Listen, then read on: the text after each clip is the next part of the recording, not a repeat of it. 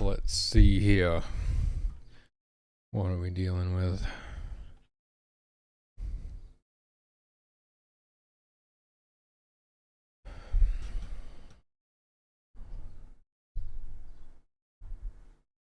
Yep, that's what I thought. Okay.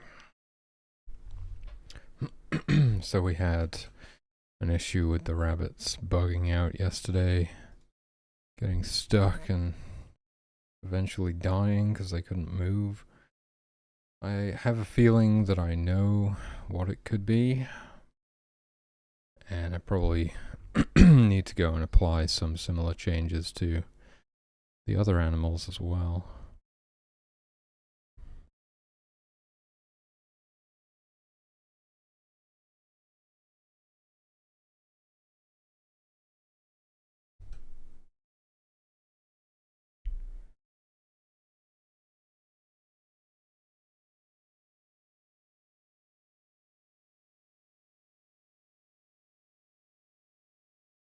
Okay, that should probably be inside of there. Or should it? Doesn't really make any difference. All the processing is on the tick, right? So, yeah.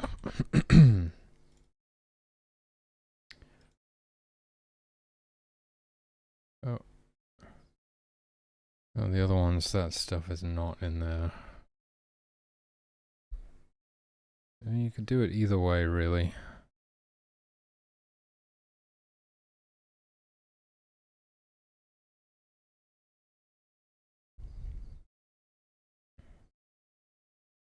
We could move everything above this point where the state checks actually begin outside of the global tick.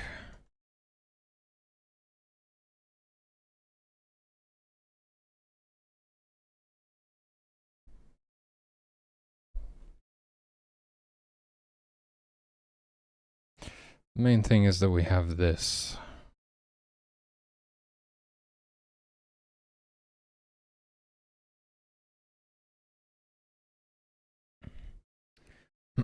Yeah, I'm noticing that's how all of the other ones are set up. For some reason the rabbits were just different.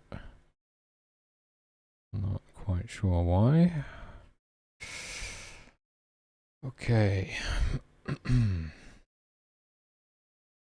So that should all be good. But then basically in here, anywhere, any states where we like do any pathing, like we create a new waypoint and try to path to it or something, we might have some issues there. That could be causing them to get stuck.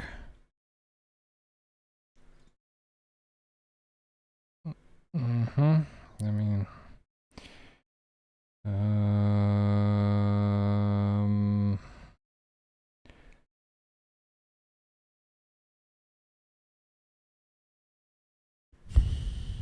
there's not really any pathing involved in this one. We do change states, but we don't need to actually do any pathing, do we? We just switch into this state, and that's fine. Fleeing? Okay, no, that looks fine.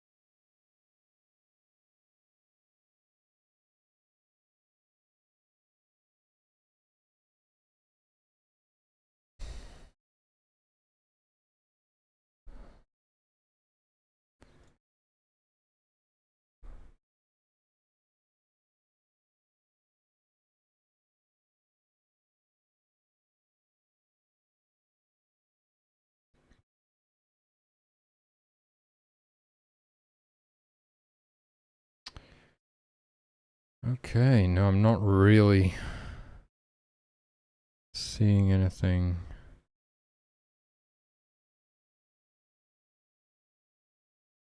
here that could be causing any issues, which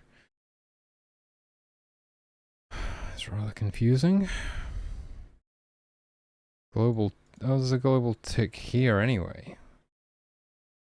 Jesus, okay, so we're doing that twice for no reason. What do the others look like? Everything's in a global tick.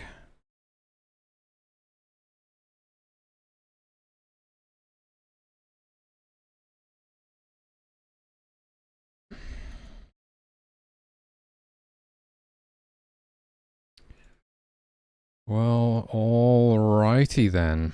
I guess I should probably remove the other one.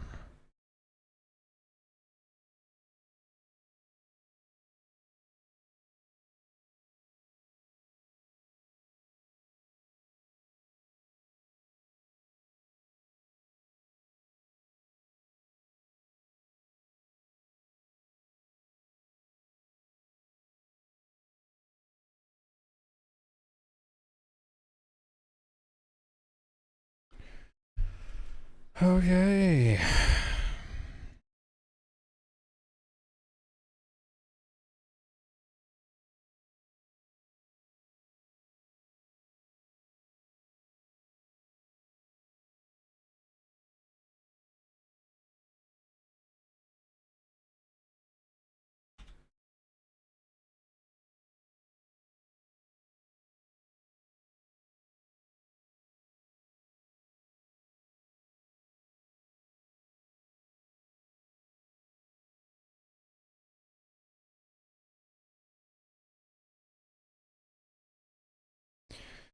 We've basically just been doing that twice for no reason.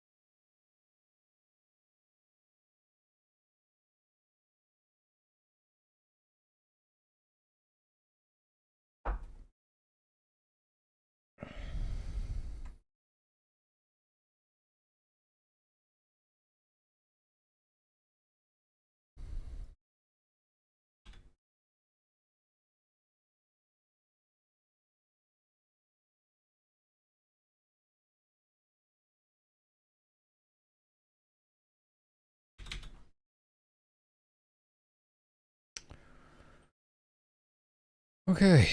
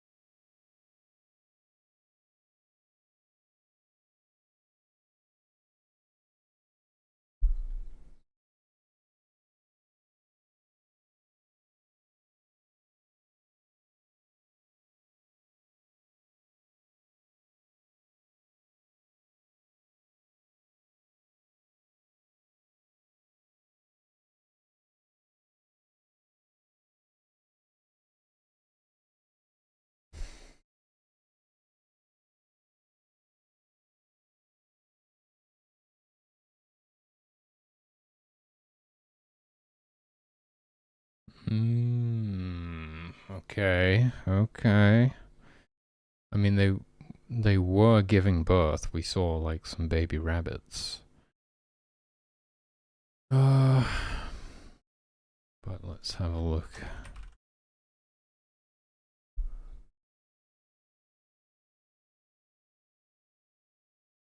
That's the wrong script.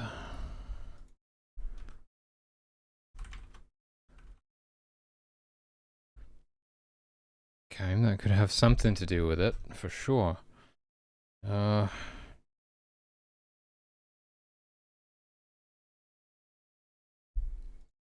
Target. Okay, because they don't have like a warren assigned like that. It's not like the wolves, which live in a specific wolf den. They kind of belong to that den. The rabbits just use like the nearest warren, basically. Rabbits live in these like giant communities and they kind of intermingle and stuff.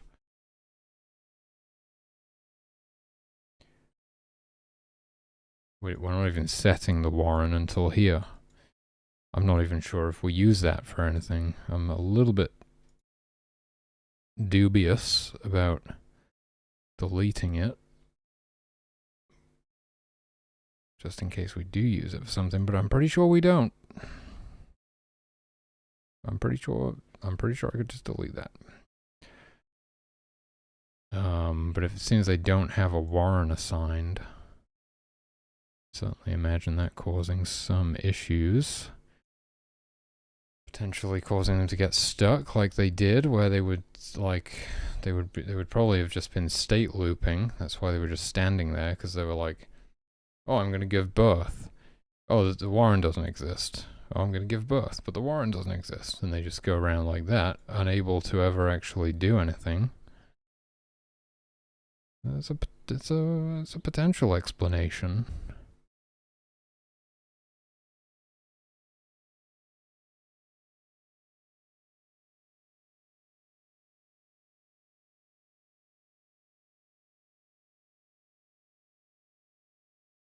And the rabbits seem to have been fine until we basically like got them to reproduce again recently. That's when this started happening, so it would make sense it has something to do with the birth or labor code.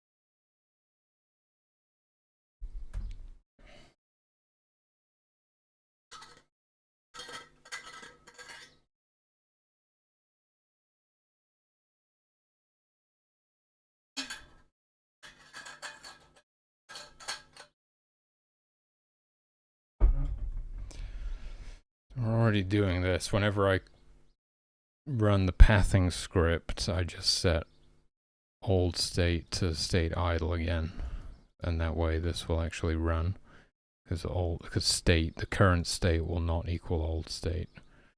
It's a bit weird, but it's like a thing that we do. Why do we even do that? I can't remember. It's a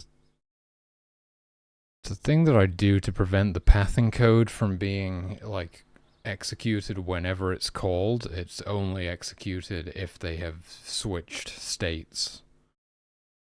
And it became necessary to do that because the humans will run their state condition script inside of some other states, like some sort of downtime activities, like whether maybe they're just sheltering from the rain inside of a tent, or maybe they're gathering firewood during their downtime, or maybe they're just wandering around camp. But we still run the state condition script to see, like, if some higher priority task comes up, then we can get them to switch to that. But the problem was previously that I think it would just constantly be running the pathing code.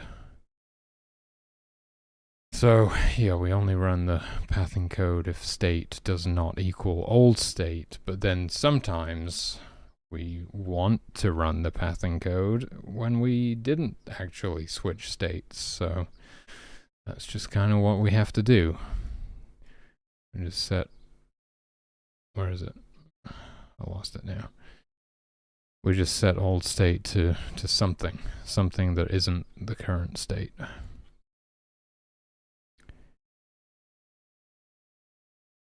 Oh yeah, I'm supposed to be looking at this.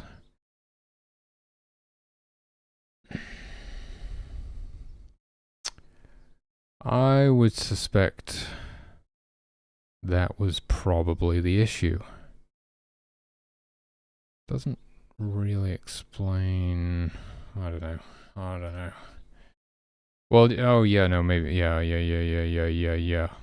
Because obviously, I was thinking like, well, why isn't this happening to all the rabbits? Well, because only the female rabbits can get pregnant, so those would be the ones that would have had the issue. That explains it. Okay, so that's probably that. That is, I think that's that. Oh shit, I'm in YYC. No. Okay.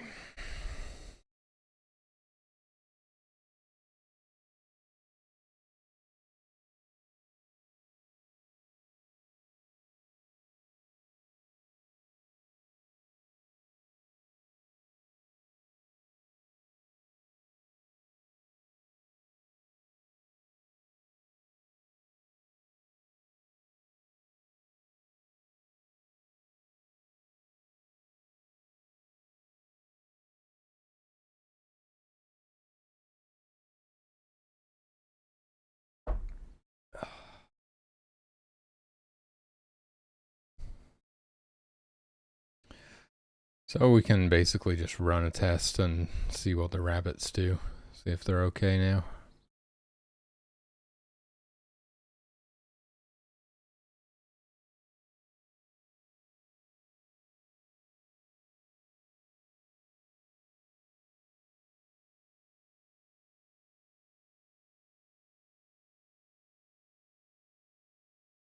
And if this works, then as far as I'm aware, we have a pretty stable build on our hands. You know, I'm sure it's not completely bug-free, but it's close enough. It's pretty goddamn close.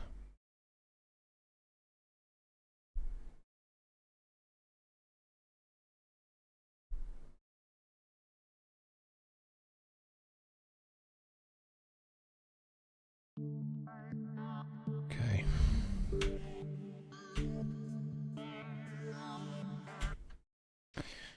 Yeah, we can do beginner island. We're just looking at the rabbits.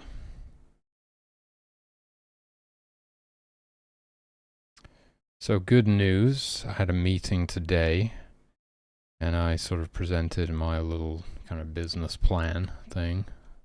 Well, not really a business plan, but I basically wrote them a letter explaining how I'm making this game and I need a Steam page, and this is why I need a Steam page and stuff.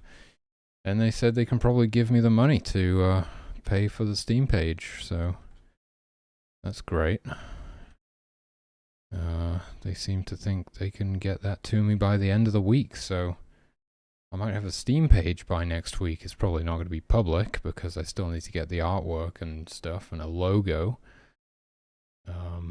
But yeah, I'll be able to start putting together the Steam page behind the scenes, hopefully, which will be a big step in the right direction.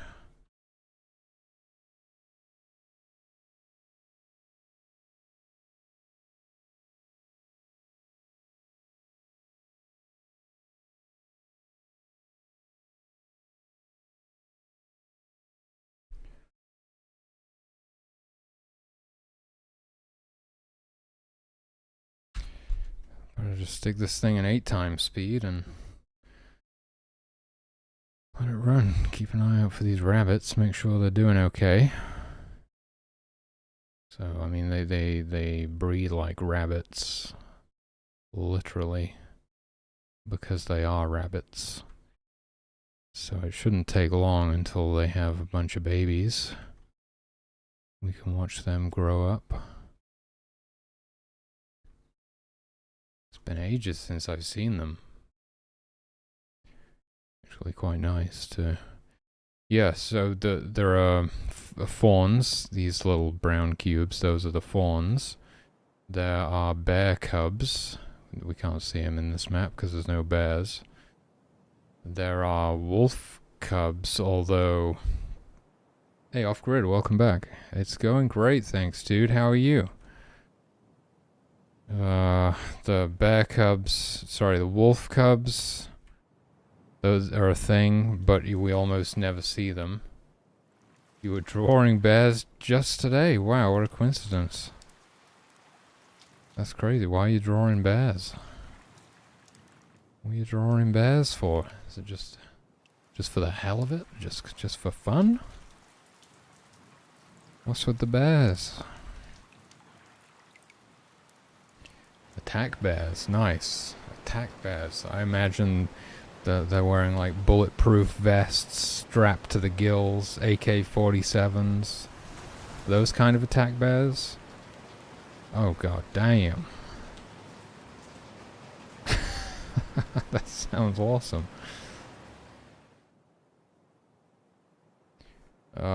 So yeah, we never really get to see the wolf cubs, so I might want to update the spawn system so that like if you spawn in the right season, they already have some cubs.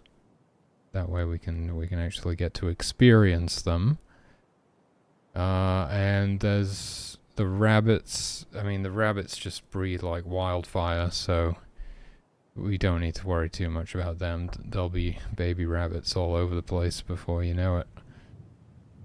But just the wolf cubs, I think maybe I want to do that so that we can see them, really. I think this is true to life as well, based on my research. Nice. Oh, nice. Attack bears and rabbits. Is this for a game project? Can you show us? Can you share your drawings with us? It's not game over. We're here for the rabbits. The rabbits are going strong. In Discord if you like, yeah. That would be cool.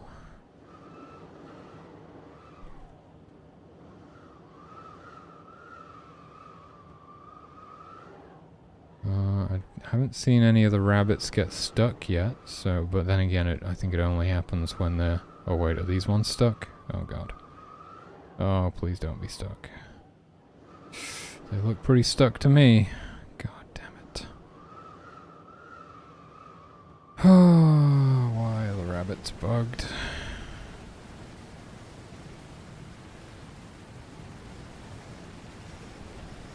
I'll just stand in there. Stand in there. Bugging out. Well, there's some baby rabbits, okay. Yeah, but these ones look pretty bugged out to me. Are they dying now? Are they... Wait, did that one just start moving again? How did these ones die, though? I think they bugged out.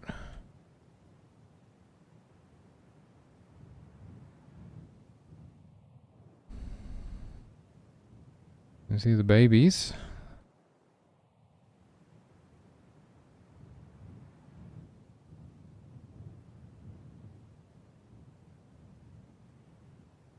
It seems like some of the rabbits are bugging out still. God damn it. Oh my god. Man, I am feeling pretty rough today. Holy moly.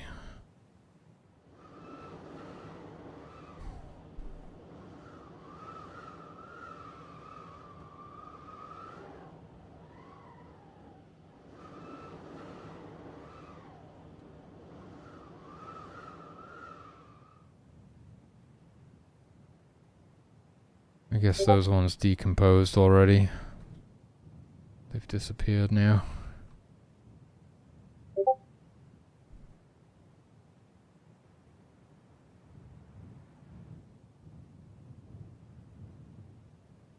Oh my god, that's amazing. Oh, the walk animation. Holy shit.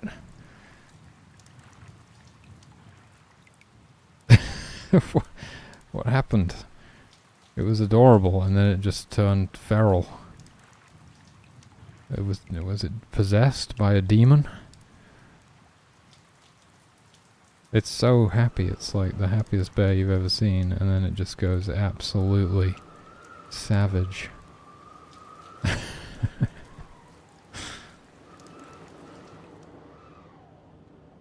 Oh, the rabbits.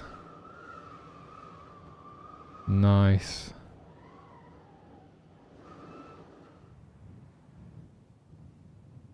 I love that bear.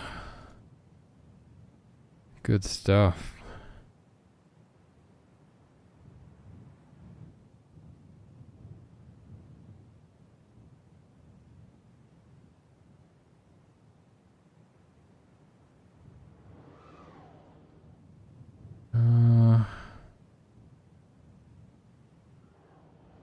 Okay.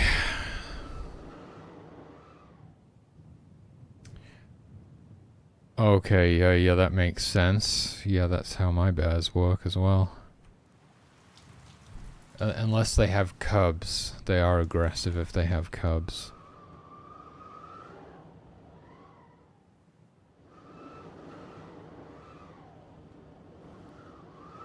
Well.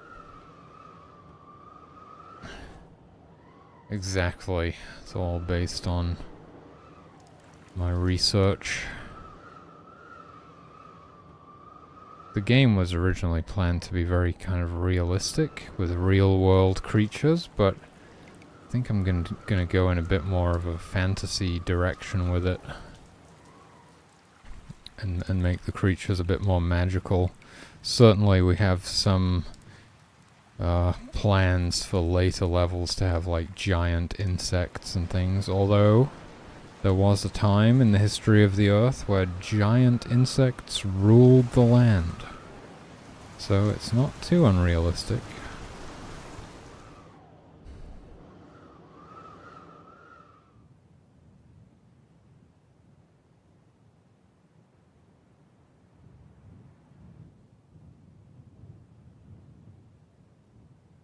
Huh, so what...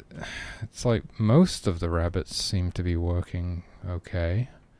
But I think some of them are still bugging out. I don't know what's happening.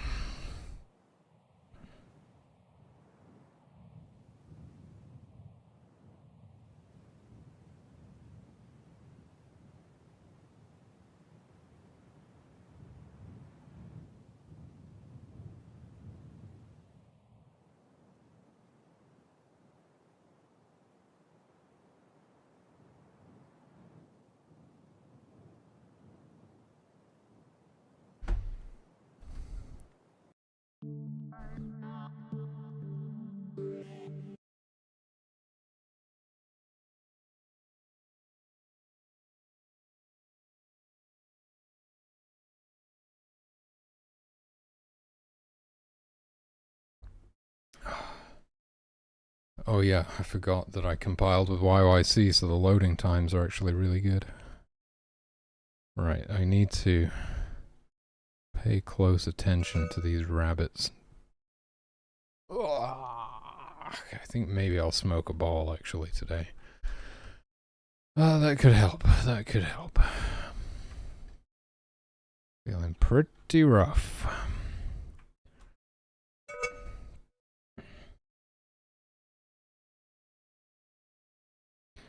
So I need to see what they're doing when they bug out. Right now, I don't have much, like, debug information visible for these guys, or for any of the animals, really. Need to... Oh yeah, brother. I used to be a big bong smoker as well. Not anymore. I just vaporize these days. I prefer it. As soon as I tried the volcano for the first time, I was converted. I really prefer vaping. Edibles are my favorite, but you know. Problem with doing edibles every day is that your tolerance just goes through the roof.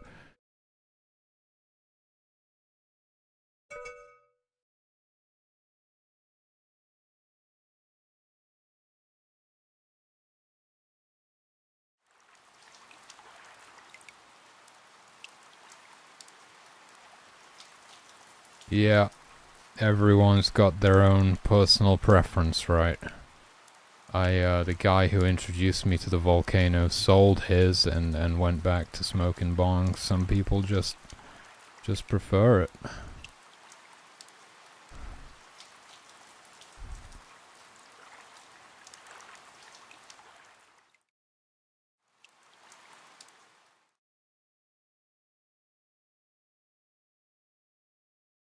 Oh, mayhaps. Mayhaps. Could it be that it's a different creature affecting the rabbits?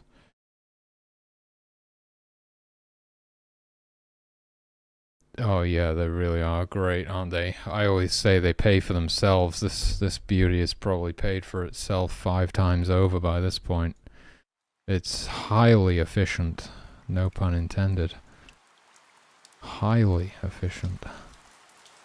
Yeah, these guys are stuck again, aren't they? And I think what happened is like...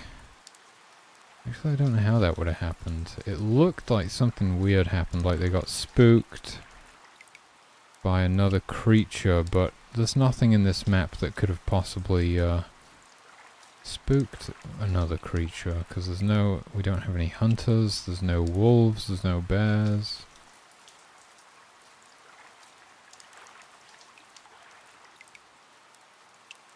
Something's going on though. Look at these. Look at these guys. I'm gonna need to get some information about what's going on. Like, what gender are they? Are they pregnant or not? If I could figure out what state they're in as well, that would help. But that takes a lot more work because I don't have that stuff set up right now. Oh my god.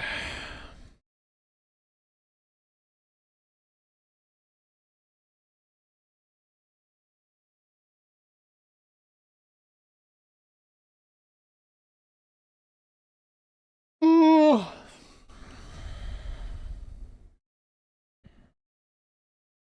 Okay, I do have something here to tell me. Wait a minute. What? That's from the human code. Well,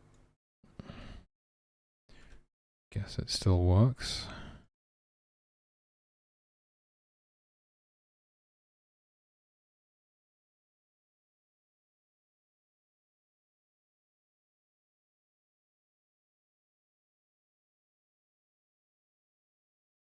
Okay, well that's going to give me some information as to what's going on here. Holy macaroni, dude.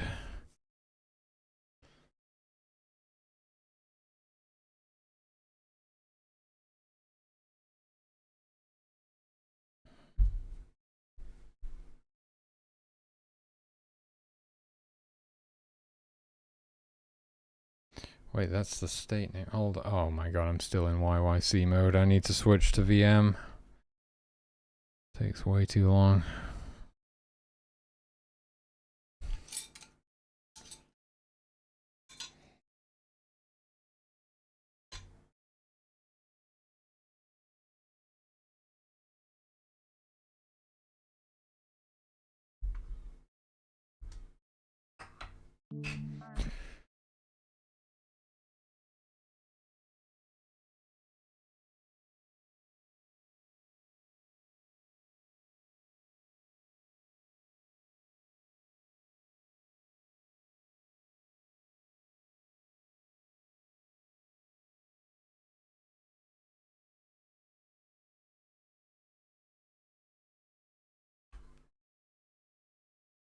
Okay, the state name is not going to be accurate because I'm not updating it.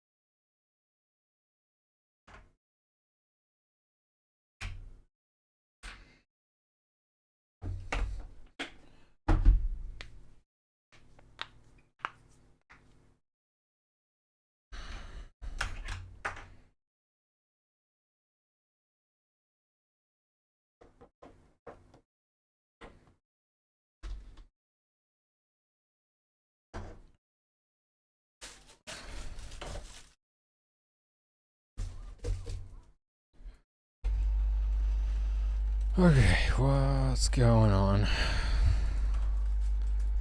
with these rabbits?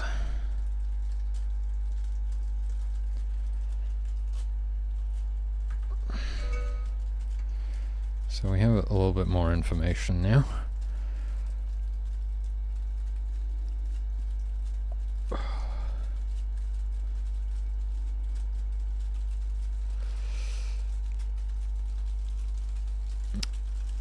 Yes, they all run on state machines. And then there's just like a bunch of conditions that decide, you know, what state they should be in. And there's some other stuff like some interrupts that can knock them out of states.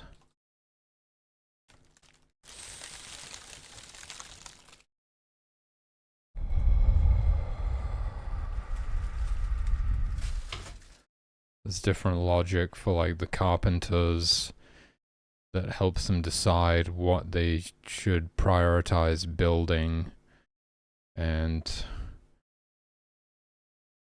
stuff that like allocates carpenters to specific tasks so that they aren't all trying to do the same thing at once, which makes them a lot more efficient. That's the carpenters have the most complex logic by far. They're trying to prioritize what they should build, and then if there's nothing to build, they should be gathering firewood during their downtime. And then there's like if the fire is going out, then we should pick the nearest available carpenter to put wood on the fire, or if there is fur in the store and they need to build something with it, then we pick like the nearest carpenter to the store to do that. Stuff like that. It's quite complicated.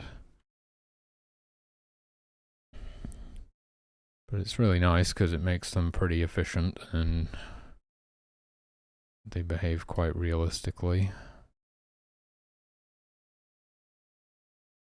Oh, why are these appearing on the same line, or is it just me?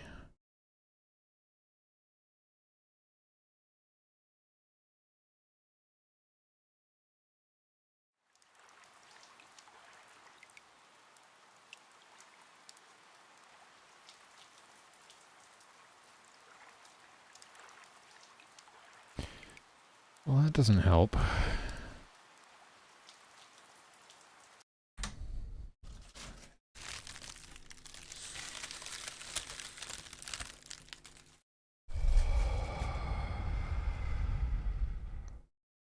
No, the humans are fully autonomous.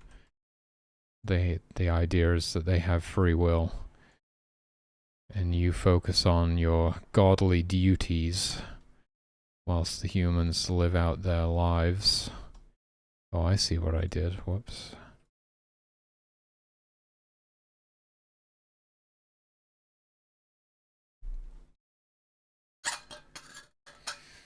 The only time that you really have any control over the humans is sending your worshippers to unlock the shrines and stuff.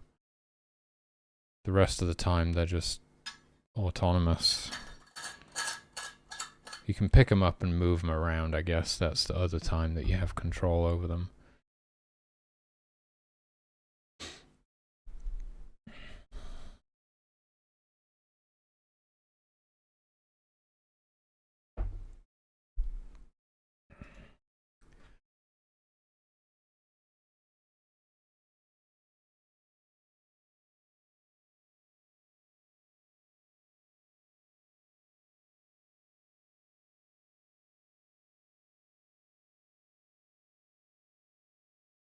Yeah, I mean, some people like to have complete control over everything, but I actually prefer it when everything is autonomous and you just kind of like watch it, really.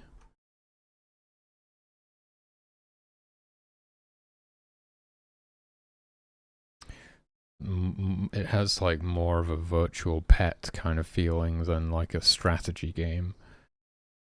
I mean, it's definitely not supposed to be a strategy game. It's supposed to be a life sim more than anything. A ColonySIM, a GodSIM.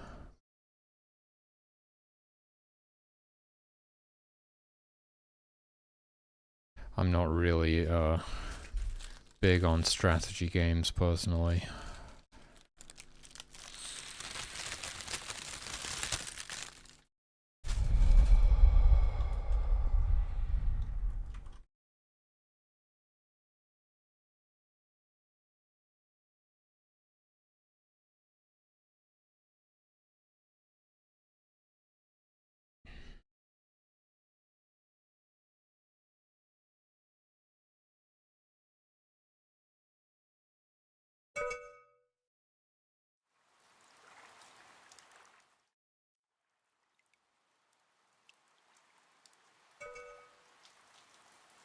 But in this, I suppose, like, there's gifts, right? So not everyone can do everything. It's like hunters are the only ones who can hunt. So it's not like it's not like you're telling someone to prioritize hunting, but they can do a bunch of other stuff. It's like you're just telling them to be a hunter, and that's the only thing they can really do. Besides their, besides the universal behaviors, the generic behaviors, like just taking care of their own needs, which everyone does. I didn't realize this was going to be an issue, but the mushrooms are spawning in the streams.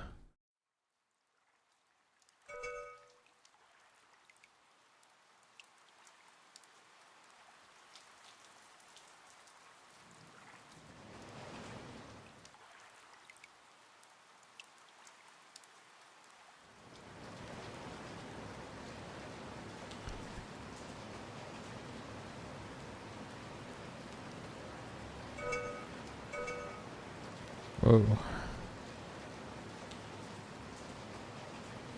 Yeah, no one's stuck yet.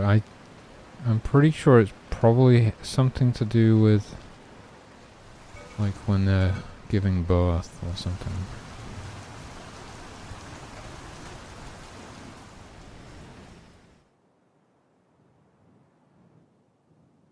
Okay, yeah. See, some of these are pregnant now.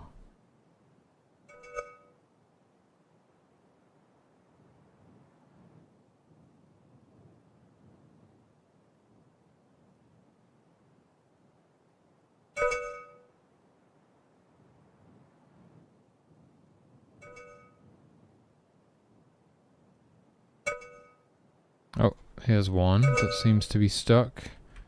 It's actually a male. So it has nothing to do with that. I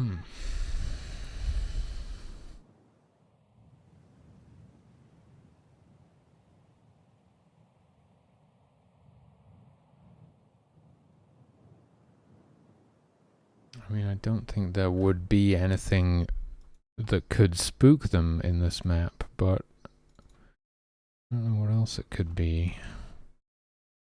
No.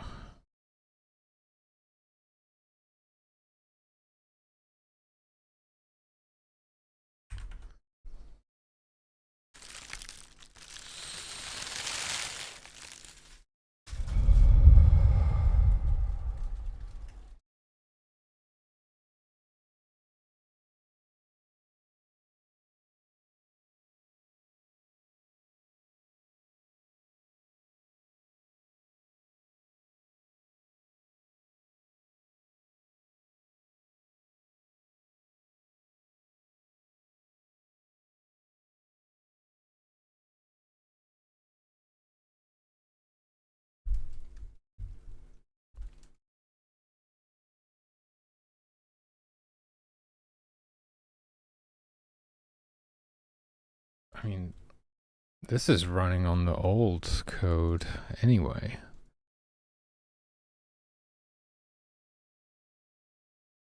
Could actually replace this with the new script.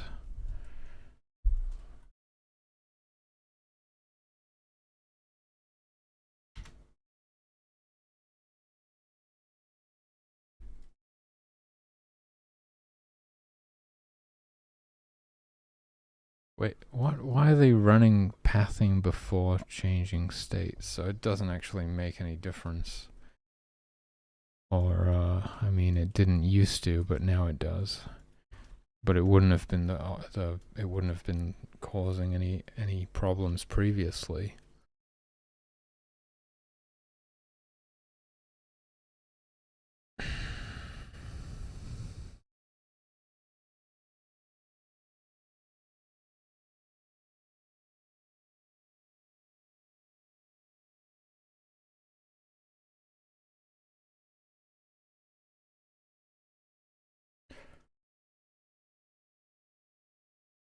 Could be.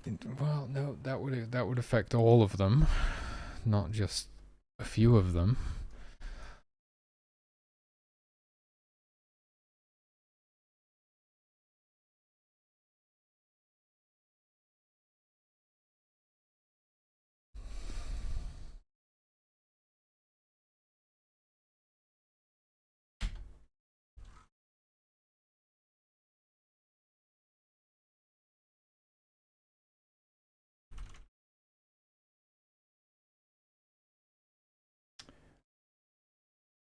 Oh. I think that's the problem. Is that the problem? What would be spooking them, though? There's nothing in this map that could actually spook them, right? Not unless I made some hunters. That's definitely not good, because it's going to run the pathing script before it changes states, which means that the state would actually not have changed at that time. Because they can only run the pathing code if state does not equal old state. They can only run the pathing code after switching states. So that should be fixed. But I still don't understand it, because what would be spooking them?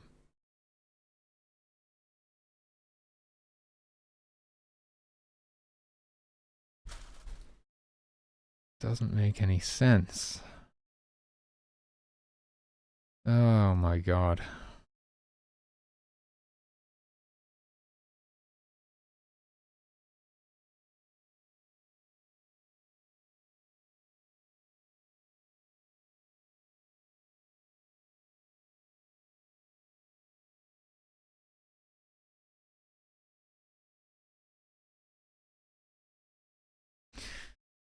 Okay, what if the easiest way to visualize it, we can get rid of this stuff now, is to draw a line to nearest threat.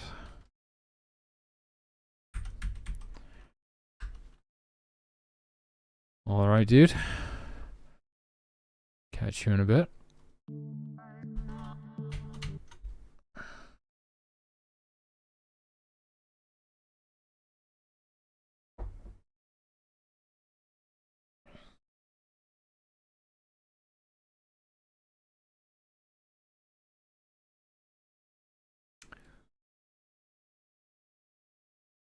Sometimes it does happen. I think it's happened before, where I've like found, oh, this could potentially cause that.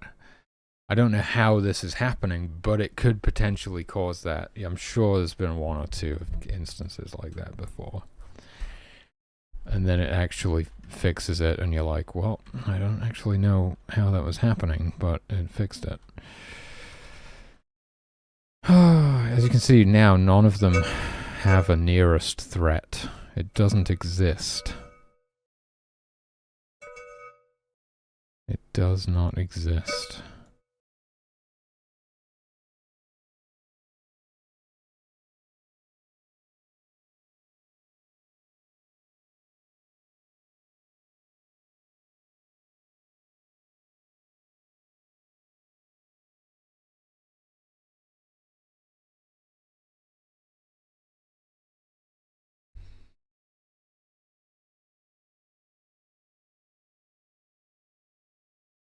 I think waypoints get destroyed in idle, right? That's a lazy way of doing it, but it's more of a catch-all method. That's why I went for it originally. It's also the reason I was like, they will always return to idle between states. So we can have this like reset and then go into the next state. And then I deviated from that eventually. Yeah, but I mean, it's quite a lot, but it wouldn't be too much trouble to go through and just clean up the waypoints, like when they return to idle. It's not that big of a deal. But we are like constantly checking if any waypoint exists to see if we should delete it whenever they're in idle, which is obviously less efficient than doing it once. I don't think anything should really be done that way. I suppose is what that's not how I was thinking in the beginning, though. I was like, what's like some sort of way that I can write this that covers the most possible scenarios or something.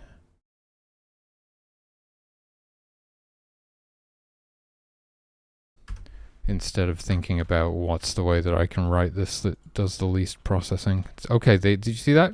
You see that? It's the fucking boxes, man. I forgot they even exist. Okay, we've probably fixed it now then. So those guys are like getting spooked by a fox, right? And then that in turn like chain spooks all of the nearby prey animals, but we were running their pathing code before we switched states, so it didn't actually get run.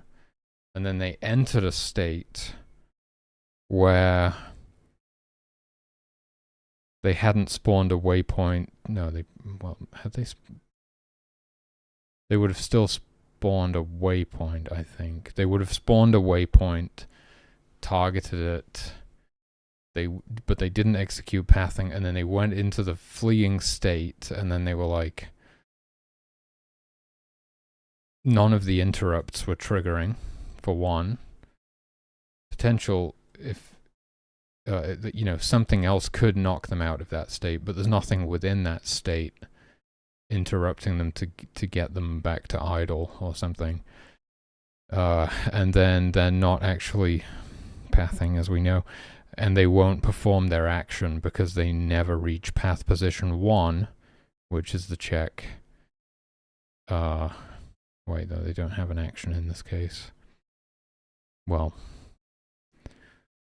same problem, but in the fleeing state, they don't perform an action. They path to the waypoint, and then when they reach it, they destroy it and spawn another waypoint, because you want them to just keep fleeing until a certain condition is met, which is that they are out of range of the thing that they're fleeing from.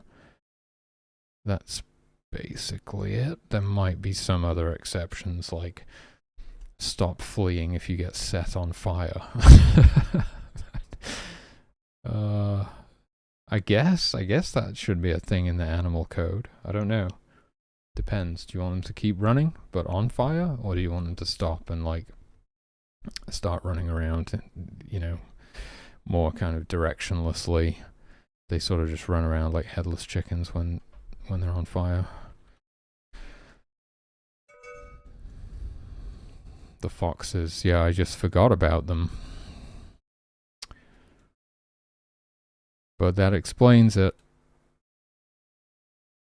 Order of operations.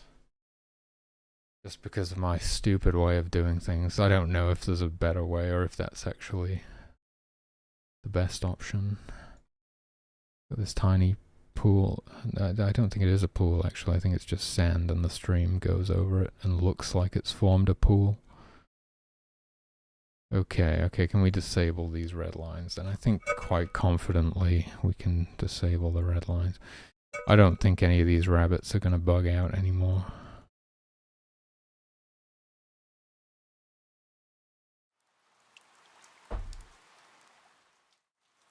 Okay. I feel 10 times better. A little bit of weed does wonders.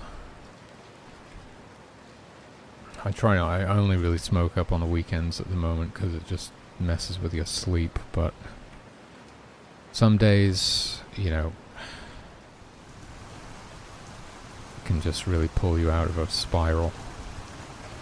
I was up until like 2 a.m. That's the problem. Is these days when I work out, I'm like buzzing, and I can't get to sleep, and it's annoying. It used to be that if I work out, I like get really sleepy and sleep great, and not right now. It's gone back to how it was in the beginning for like the first year or whatever of training, where I would just get insomnia if I exercise. I don't know. Like it wakes me up too much.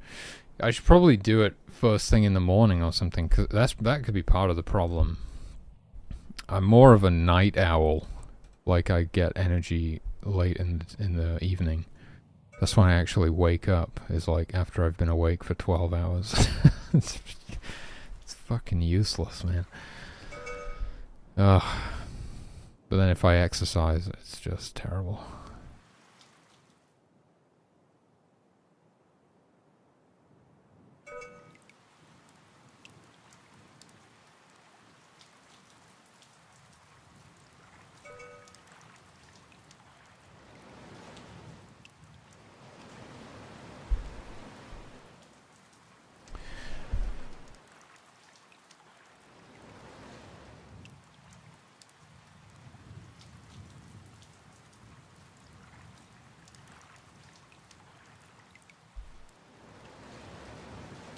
Okay.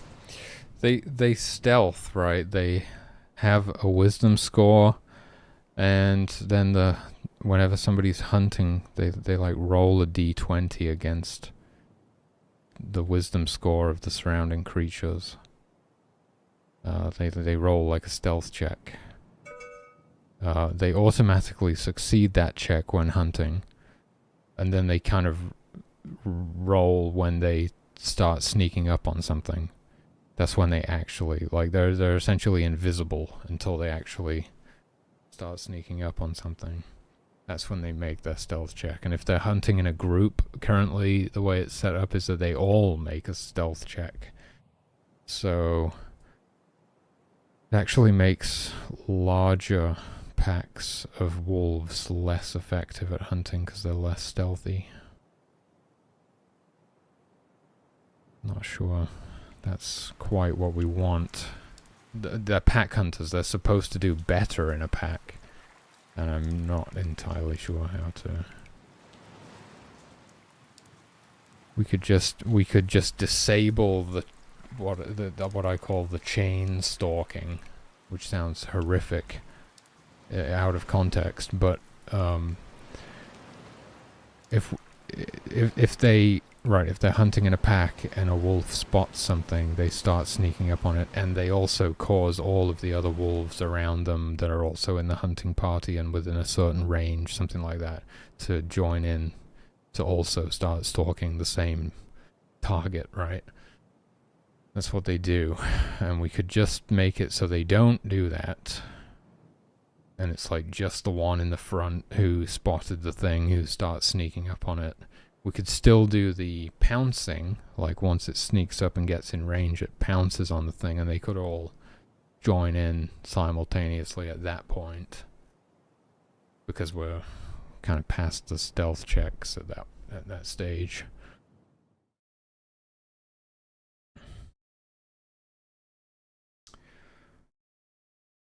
But again, I like consistent rules. I don't mind that it's actually cool that the wolves are different. They hunt in packs, they hunt in groups. Makes them kind of different from the other creatures. But inconsistent, like, stealth rules, don't like that. Definitely don't want that.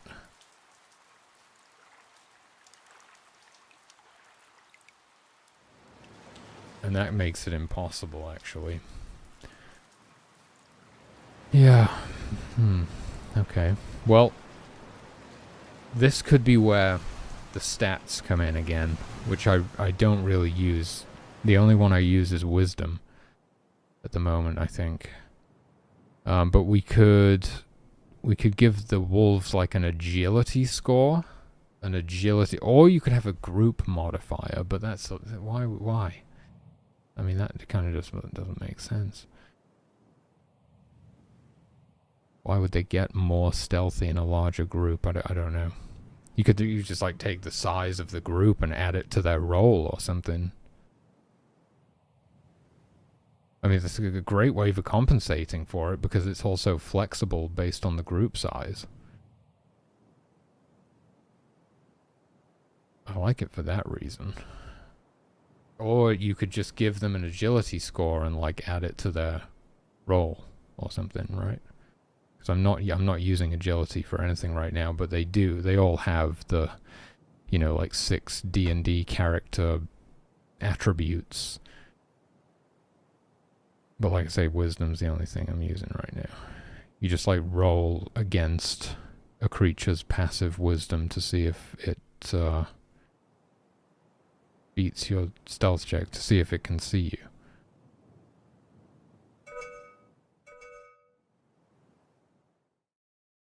Game over. No. I think you'll find the rabbits are doing quite fine.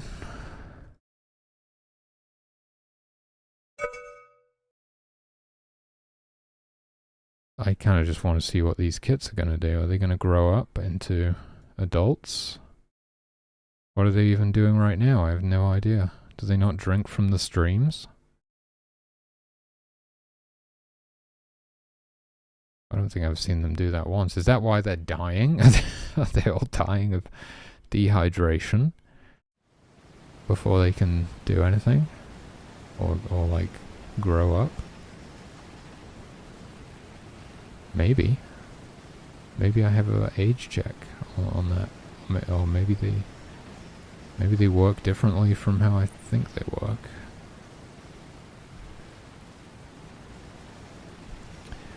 I don't know if I changed, I don't know if I ever changed like the speed at which they mature. Because I've made, I made the length of a year shorter. By 50%. So quite a lot.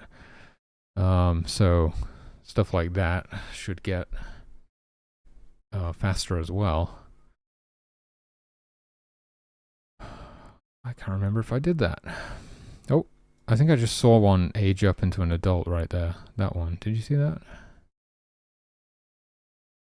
They all probably aged up at exactly the same time as well, which is kind of weird. Maybe it could be randomized slightly. Not a big deal though. Right, so they've all aged up now. They all survived to maturity. Whether that was just by pure luck or everything's actually working as intended, I have no idea. I only made this game, you know. You can't expect me to know how it's designed.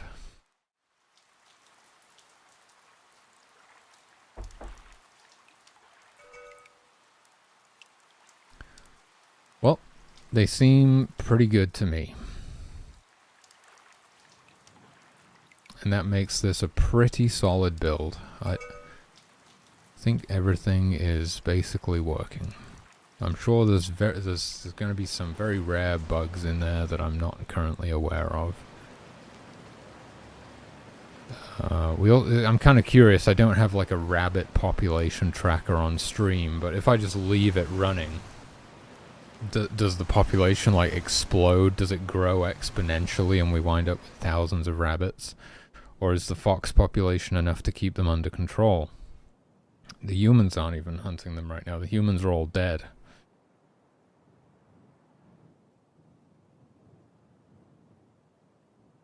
But that's the only reason that the foxes were added to the game, basically. I'm noticing a theme. I only do things out of necessity, basically. It's like the only time anything gets added to the game is when it becomes necessary.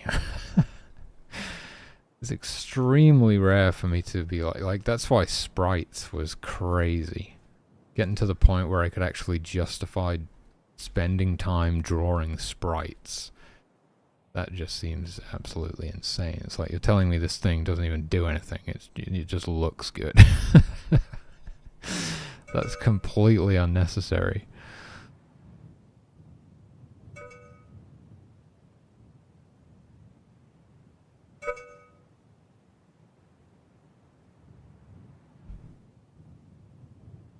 But it's also a good sign, because it means you're actually, like, making progress if you can justify doing stupid stuff like that.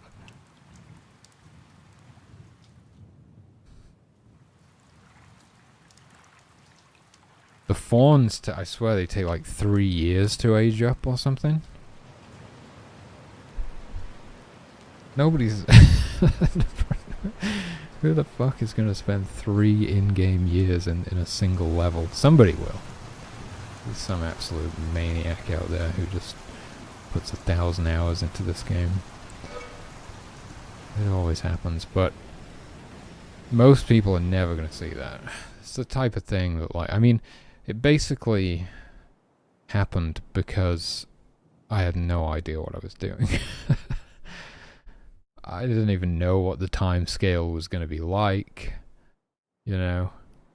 I was just like, oh yeah, I mean, they should have fawns, obviously, and the fawns should take 3 years to grow up, just like they do in real life. I didn't know that would be hours of gameplay. and that I just wouldn't have the content to support that. I didn't even know what I was making, dude. That's kind of the crazy thing about it. It's been a very improvisational project. I pretty much just made it up on the fly. But that's kind of the way with colony sims, I feel like. You want to sit down and try and design a colony sim for 70 years before you actually make it. The fuck are these guys doing?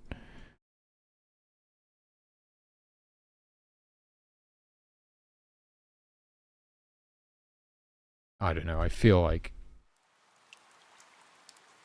GDDs are overrated. Just make the fucking game. That's just my opinion. Probably different for different projects as well, but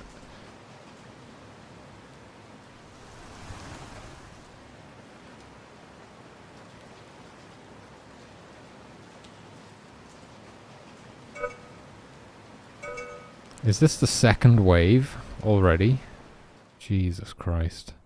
There's no way the foxes are going to keep these under control. Why don't they drink from streams? I'm freaking out.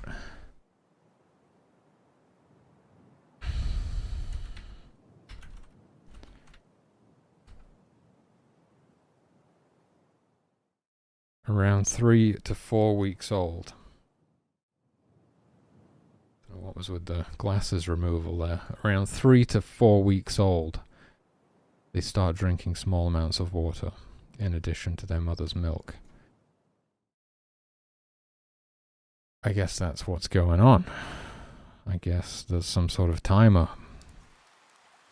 So they are probably just getting milk when they're inside the warren, I imagine, because we don't see them interacting with the other rabbits at all. So I probably did it like that, and I think it's the same way for the wolf cubs and the fox cubs. It's like the parents feed them inside of the den. The difference being, I suppose, that... Well, I don't know about that, actually. No. It's probably the same, it's just that the rabbits emerge so much quicker. There's probably some amount of time where the baby rabbits just live in the warren for a while, because they start out as like squishy pink little beans, right? And I think it's the same for the wolves and the foxes. There's like the cubs are in the den for a while before they emerge, and then they just kind of hang out. But I guess they will still get fed whilst inside of the den. I forget exactly what it's based on, whether the adults like add food to the additional food to their inventory when they go out hunting or something and bring it back, or whether there's just no resource tracking involved whatsoever and it's just like assumed. But that wouldn't really make sense, because if they went out on an unsuccessful hunt and then came back with food, I can really, doesn't really make sense, does it? That's a lot of rabbits, dude. I have a feeling it's going to get out of control pretty quickly. It's been 35 days. It's autumn now. I never usually would get this far. I usually beat the stage like before 2 seasons have passed. We're in the 3rd season now.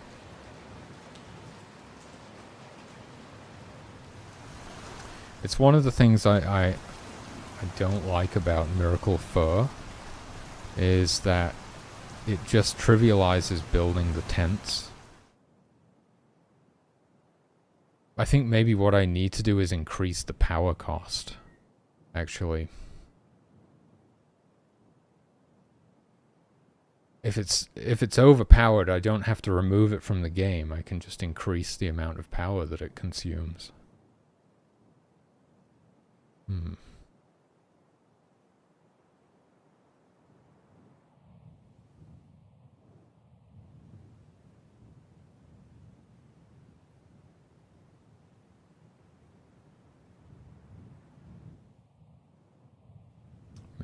Maybe double it. 20 power per fur. 600 power to fully supply a tent.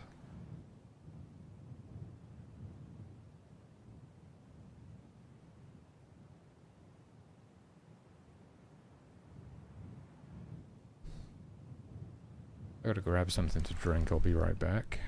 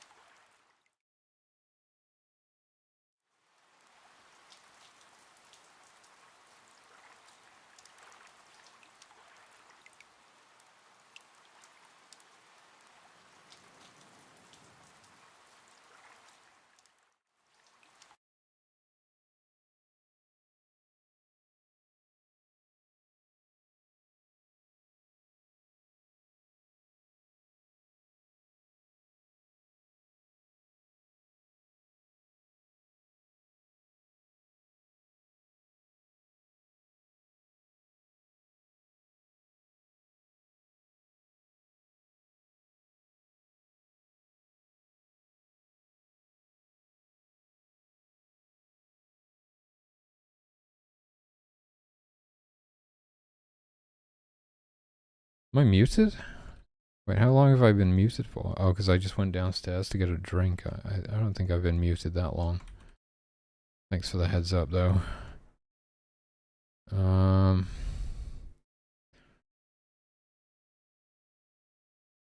Not long, yeah.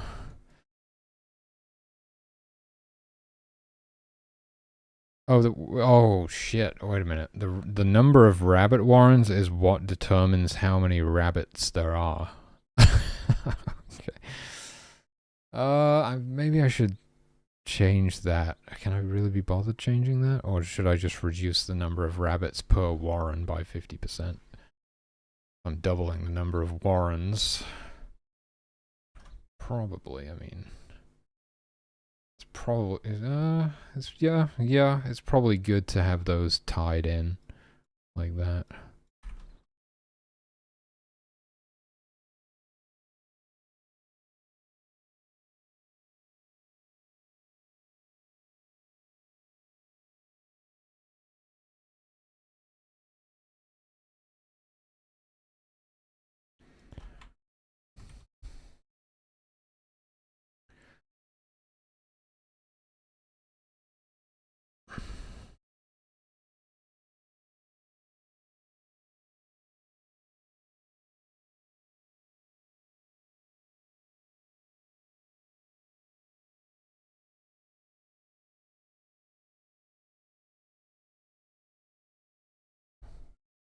Was it 10 per warren?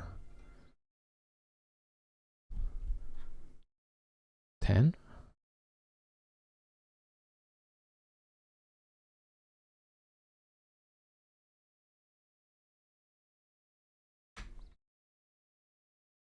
Should we do 4?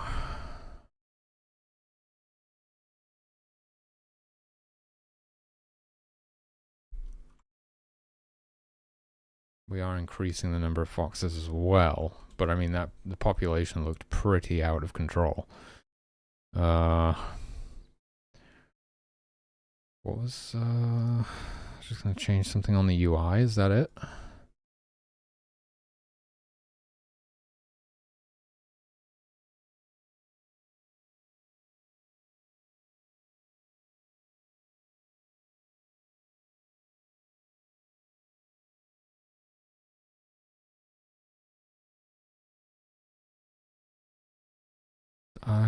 I don't think I would have deleted it.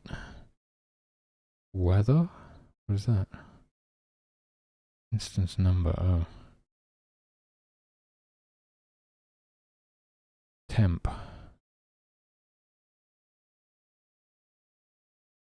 But I want it to appear after season. Right? Year, day, season, temperature, time, speed.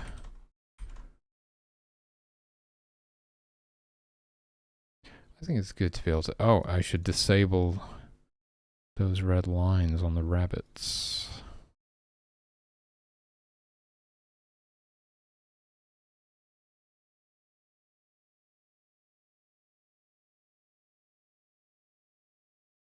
Okay, should we do a playtest? Don't know what else to do at this point. I think the next thing I need to do is draw some more sprites.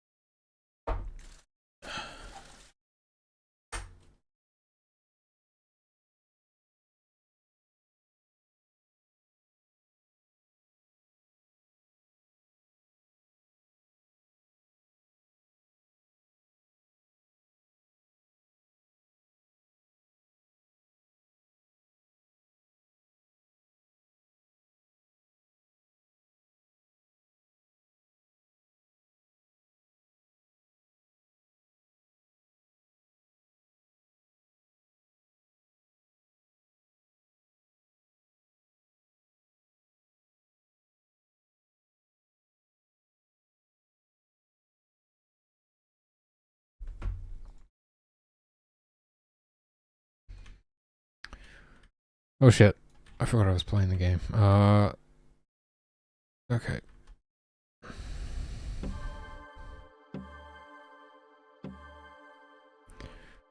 Get some guards and some healers because there's a freaking bear right over there. Oh my god. True, yeah. Pro tip, get the campfire close to the obelisk and it will keep your worshippers warm.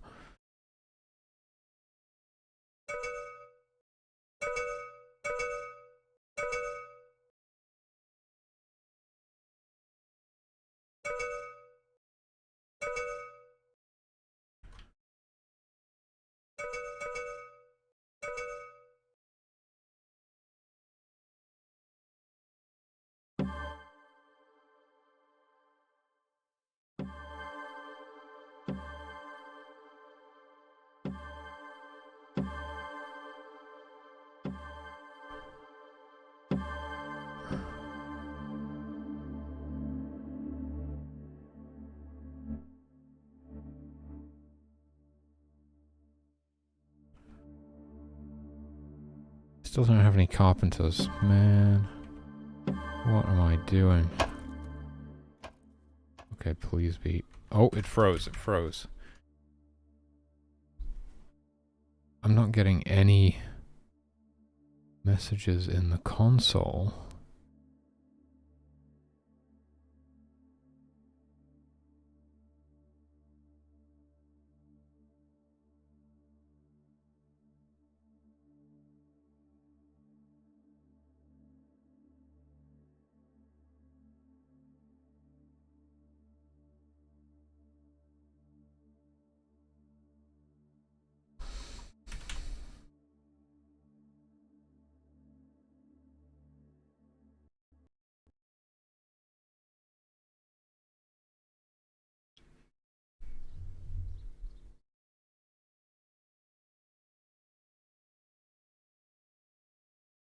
Hmm. Didn't that happen right when he picked up that log?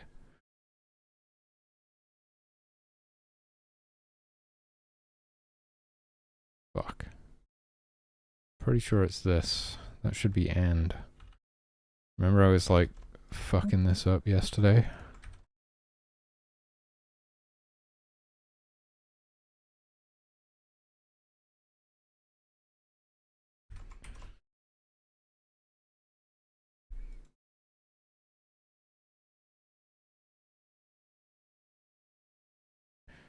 Man, part of me is like really excited for the next project. Really excited to have an opportunity to apply everything I've learned, basically. That just needs brackets.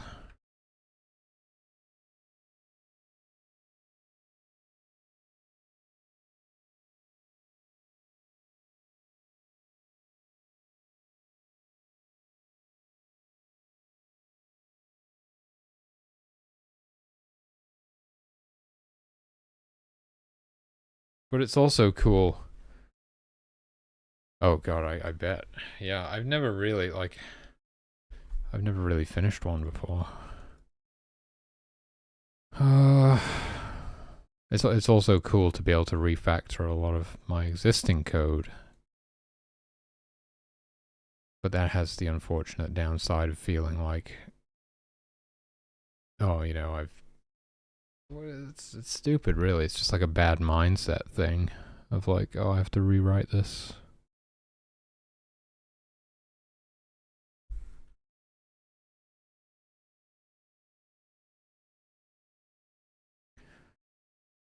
But it is actually nice when I can justify it. There's just like the time crunch. That's just stupid, like externally imposed stuff, isn't it? Where it's like, oh, I've got to finish it. I've got to finish it before I waste away.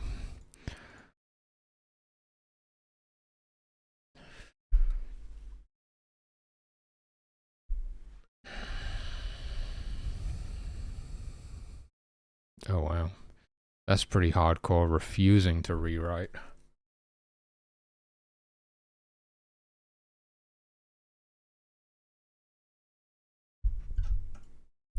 But I mean, I can see from on the one hand where it's like very sort of time efficient in a way. But I think sometimes you don't really have a choice but to rewrite as well. It's like if something's really poorly optimized or something, what are you going to do? You kinda, if you start encountering performance issues.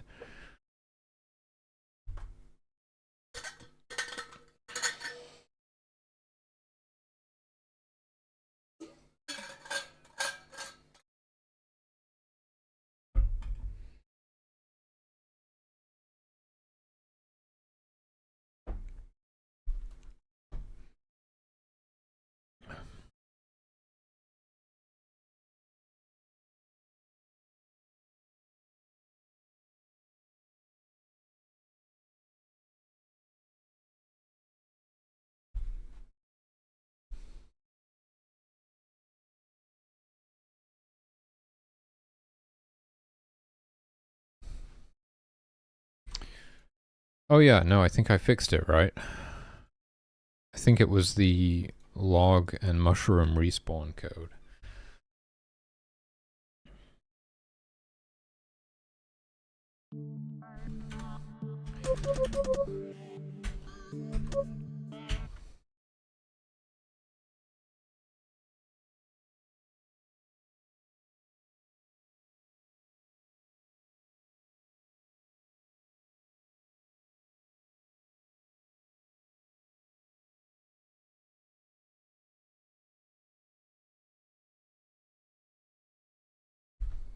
As long as it's not freezing, this is a really solid build. If it's freezing, it's a terrible build. Hopefully that's sorted it. Okay, oh my god, look how close those freaking wolves are, dude.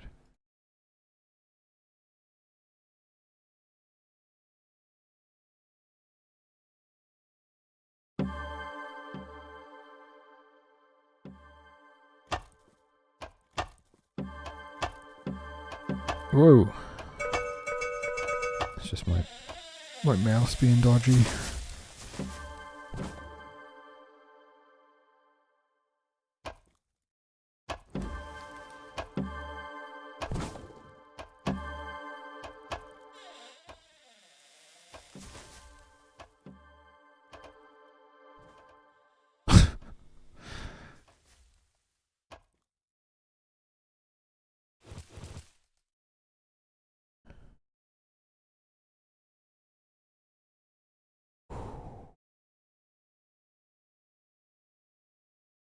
Whoa! Guys! Chill. I mean, the guards just... Holy shit, they're dying. They're actually dying. There was like no problem. Those wolves were just chilling. And the guards went in and one of them died. Huh. Okay.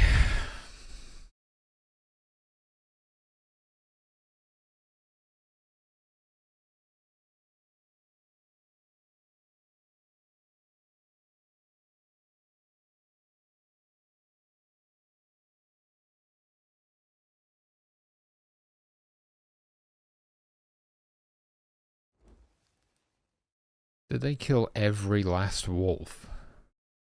Or did one, did some escape? I don't know if, oh my god, we're under attack by a bear now? We're fine, we scared it away. Oh, there's one of the wolves run off over here or something. Is that from a different pack? I don't think so. I think two of those wolves ran off.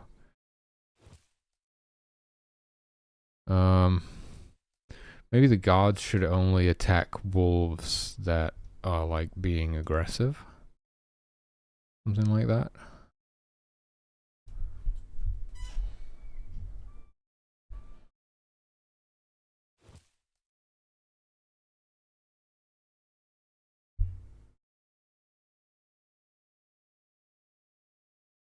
Right now they'll just attack on sight. But maybe they should be like...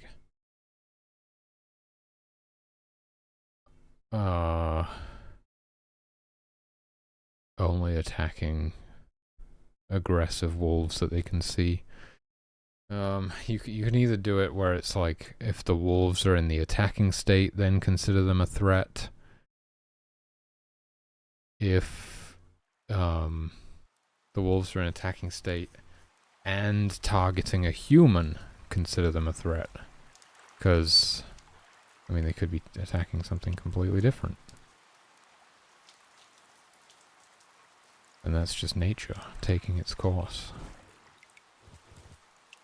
I'm too distracted to actually play, I think. Yeah, because I don't think you just want them attacking randomly like that.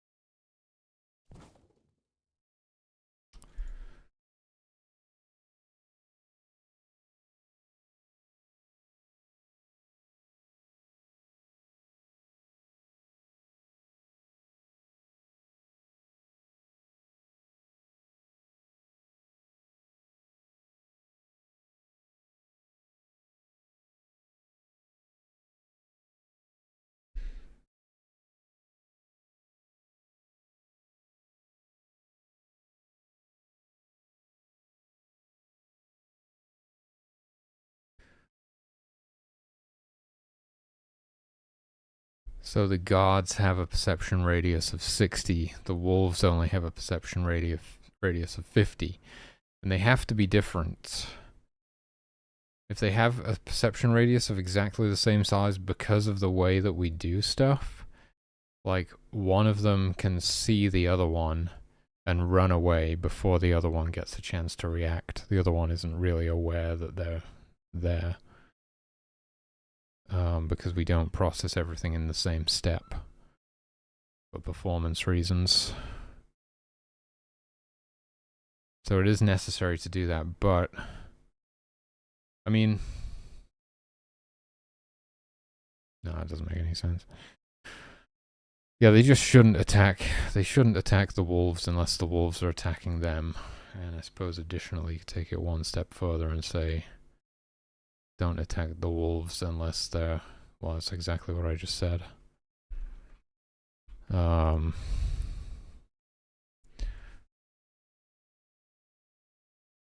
Nearest predator. It's still got the old name in the human code. Oh, I'm in the wrong event. God damn it.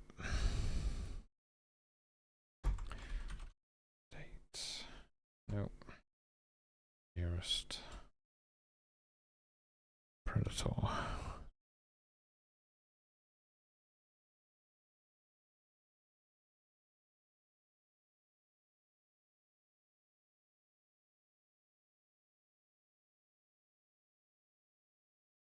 What? What? If it's not a fox, and it's not a bear, or it's a bear that's provoked, why am I... What? What? If it's not a fox, or it's a bear that's provoked. Well, a bear... Oh, I see. I mean, a bear is not a fox, so that would be your issue there. I see. Okay, wisdom, stealth. State not held, death, harvested, flee. I mean, we could literally just say state equals state attack. And that's like it.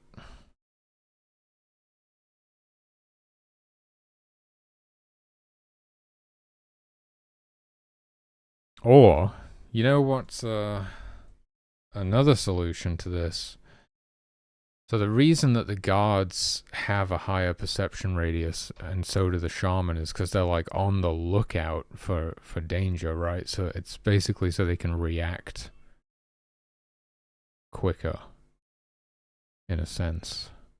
They can see stuff coming from further off, further away, so they can respond faster.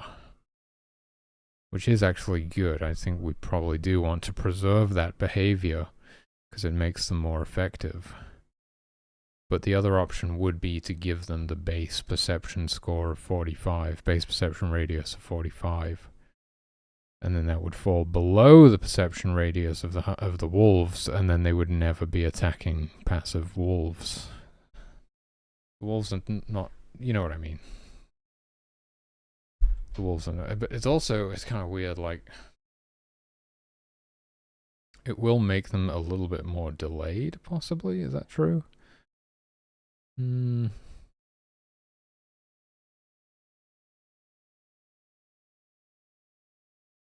Kind of. Yeah. Kind of. Like, if there's a guard walking along, right, and it walks into a wolf den, the wolves are going to attack, and then the guard has to, like, re-scan through all of the predators and now see that these wolves are attacking, and therefore can be added to the nearest predator tracker. And eventually it finishes scanning through them all, and it selects the nearest one. So it will. They'll have like a little bit of a delayed reaction time, which will vary based on the number of predators in the map as well.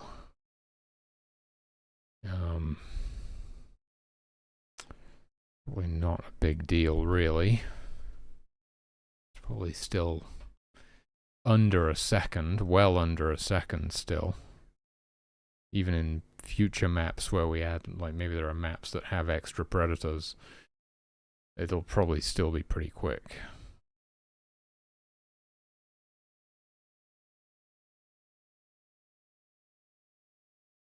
But I just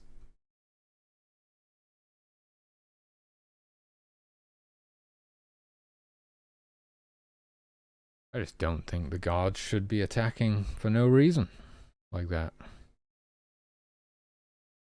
Definitely not. Definitely not.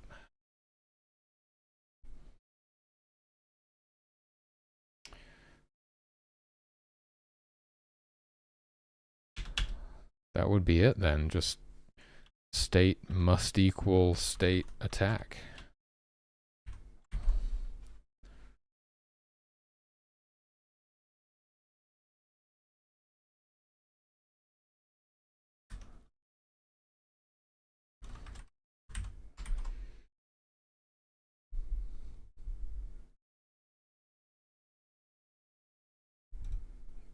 That's it.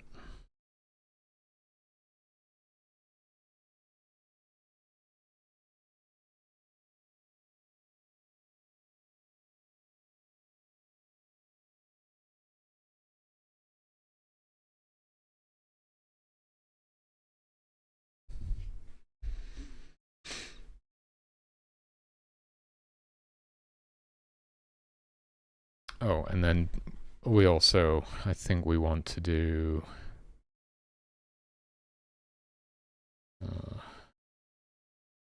I mean, probably check the type first, yeah. But I think if the absolute first thing that we check is whether they're attacking or not, that's more efficient, right? And then we can check target.object index equals object human. So also they're only going to be concerned about animals that are attacking humans. That could potentially get a little bit weird, like if an animal chases another animal into camp or something like that, and nobody's going to react to that. But then if it kills that animal and turns on the humans, then suddenly everyone's going to react, which seems a bit odd, maybe. Or is that even, well, that could happen, but also possibly an animal could chase another animal into camp, but then be intimidated by the humans, depending on how many there are. There's enough guards or something. I think they're just constantly updating their like nearby threats tracker, and even if they're locked in on something, they'll be like they'll nope out of there pretty quick if there's too many enemies, too many threats.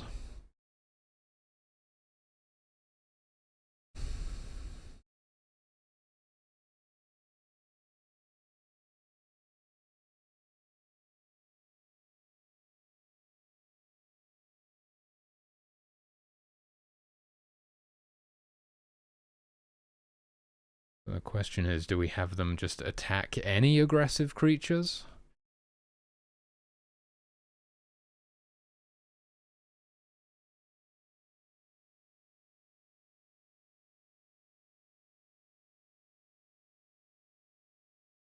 I think so.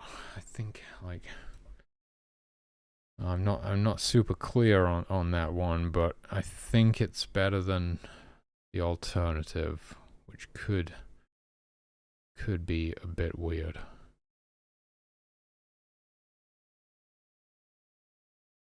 Animal runs into camp, kills another animal, and nobody reacts to that. And then it turns on the humans, and then suddenly everyone's like, you know, if you wanted to, if you really wanted it to make sense, they would need to be able to like assess the threat level, which in a way they can. But it gets really crazy if you basically are trying to predict the winner as well, right?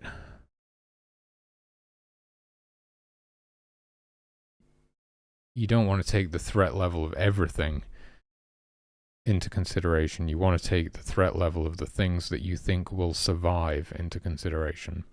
Basically what I'm saying is that there's no way that we're going to do this, because it would be insane. But that's kind of the sort of logic that you would need to apply to it, right? I think we're just going to take the easy road, and we'll just have them attack any aggressive creatures.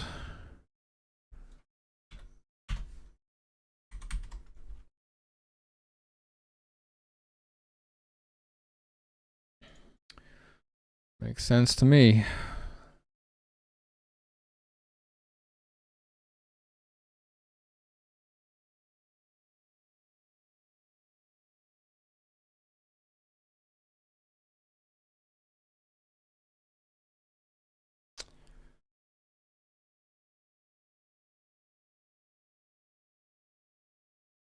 It could really slow down the human reaction times. I'm a little bit concerned about that. If you crank up the time scale to like 8 times speed and somebody wanders into a wolf den and they don't immediately react, that's not going to be good.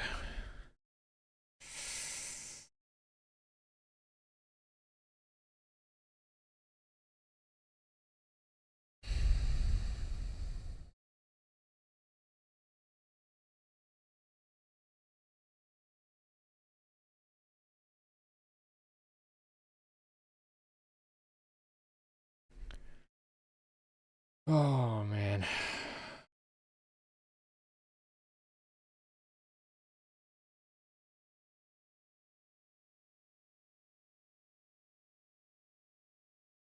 A second, like, or even half a second, becomes quite a long time when you're running the game at 8 times speed.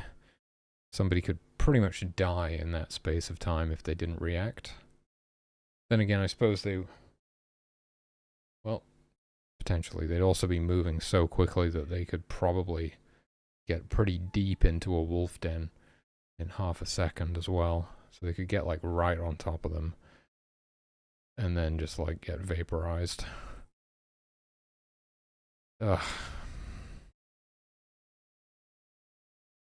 I think that's pretty bad. I think it's more important that we prevent that, to be honest with you. Oh, it was a nice idea, but I don't think we can do it. The time scale strikes again. Always got to consider that everything sort of needs to work pretty well at 8 times speed as well.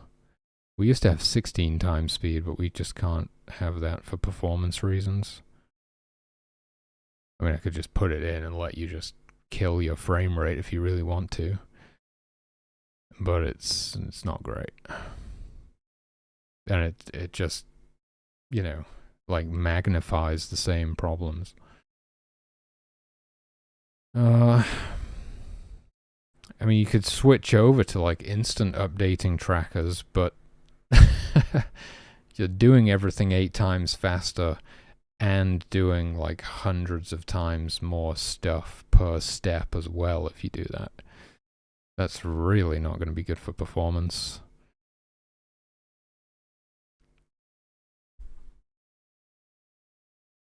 Yeah, I think it is what it is. You know, this is what the game is destined to be, and there's not really anything we can do about that.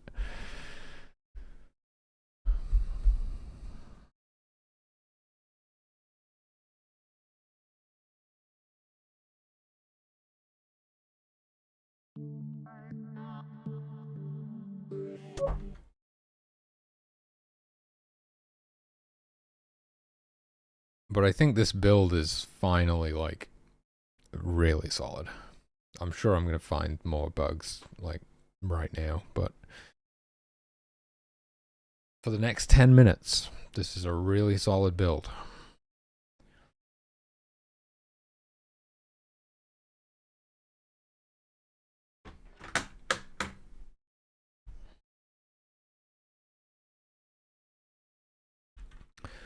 Where are we at? Oh my god, the streams are all so far away. We've been cursed. That is really not good.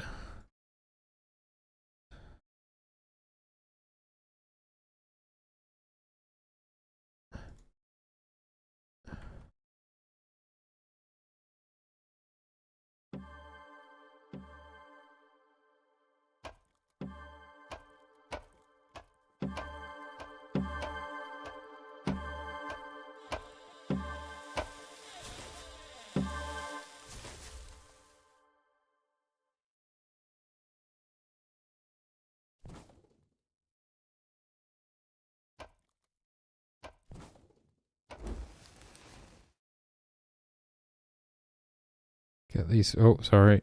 Get these trees out of here. I should really just make it so you can actually move the tree stumps, right? Move trees, why can't you move tree stumps?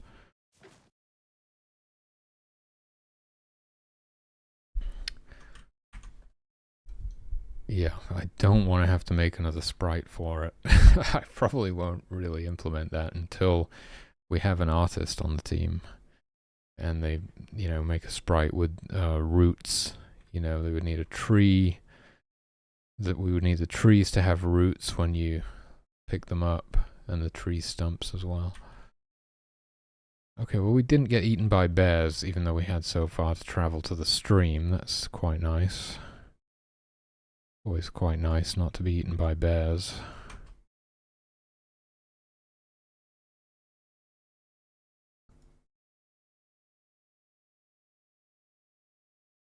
I really hope that's not too close to the campfire. I might just move it left a bit.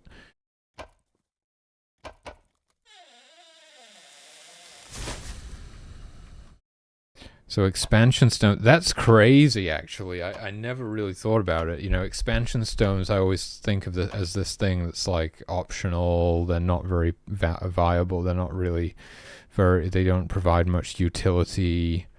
You don't really want them. But in this case, what I want to do is expand the sphere of influence as big as possible so I can make like a chain of drums going to the stream and use it to give the water bearers a speed boost. That's like exactly what I want to do.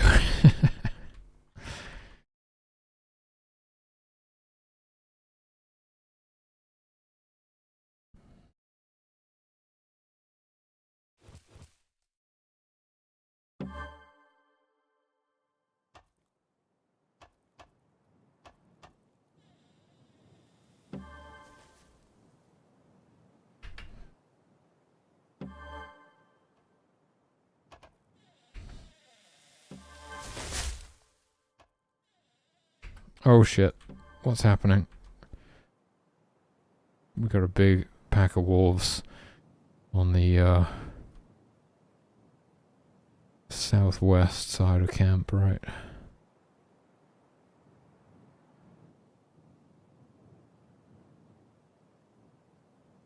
We're good though. I think we took one of them out. We've got healers now. I better get some worshippers going.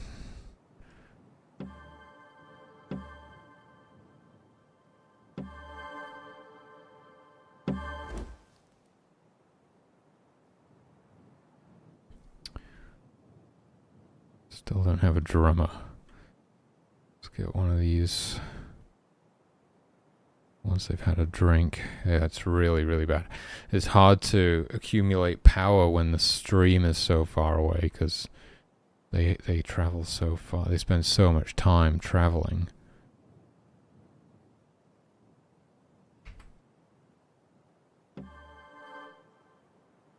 That's why the water bearers are so important. Just frees everyone else up to do stuff when they don't have to constantly be traveling to the stream themselves, and they can just go to the store for a drink.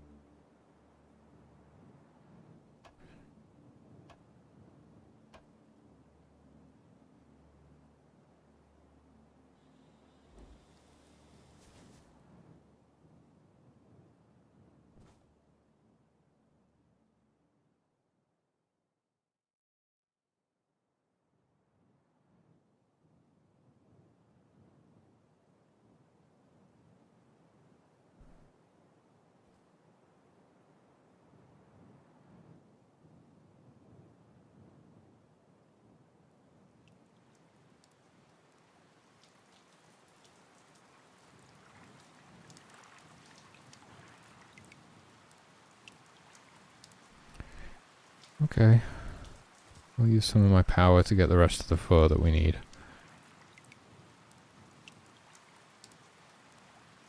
Let's get, like, 3 water bearers ready.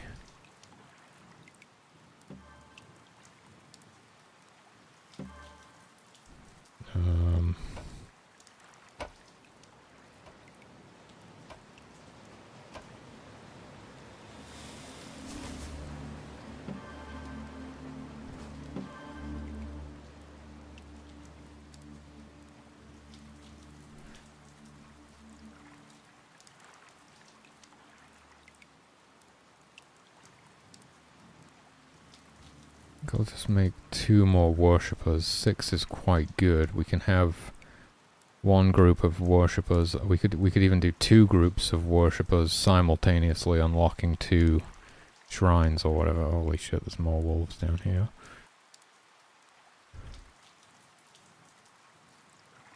Or we could be unlocking something whilst we still have 3 worshippers back at camp, providing us with power.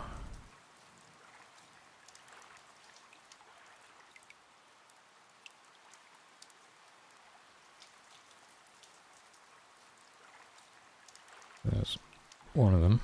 Where's the other one? Looking for my last 2 ungifted humans.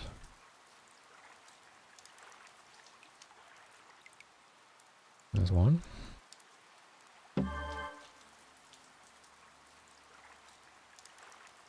There's the other one, okay.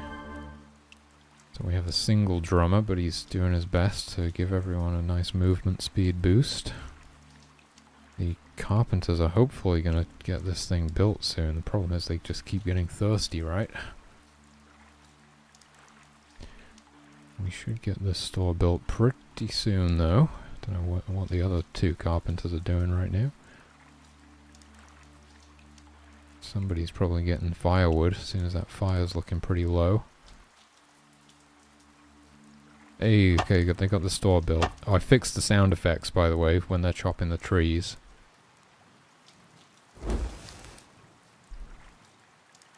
Like, basically using a way more logical method that I probably should have just done originally.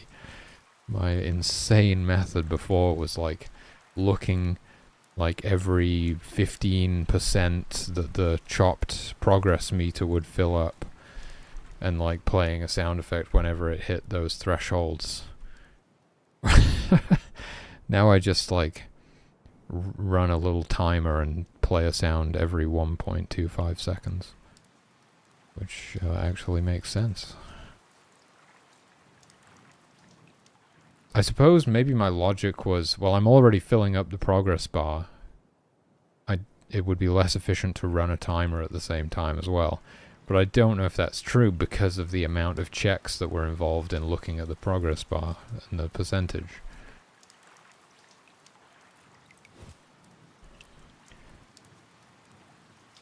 Okay, I nearly have enough fur to fully supply another tent. I'll put my fur on that one. Okay, we're looking good. I do want that expansion stone. We don't have anything yet, so keep an eye out for any deadly creatures. Okay, the wolves are way off over there. Do any of the bears in this map even have cubs? Oh my god, oh my god, oh my god. Gotcha. One of the hunters there, a straggler. Let's put them back together. They're a bit stronger in groups. One of the reasons I like to go for 5 hunters is because they can kind of fend for themselves out there. They do get split up quite a lot as well, though. As you can see, there's like 1 of them on their own right now.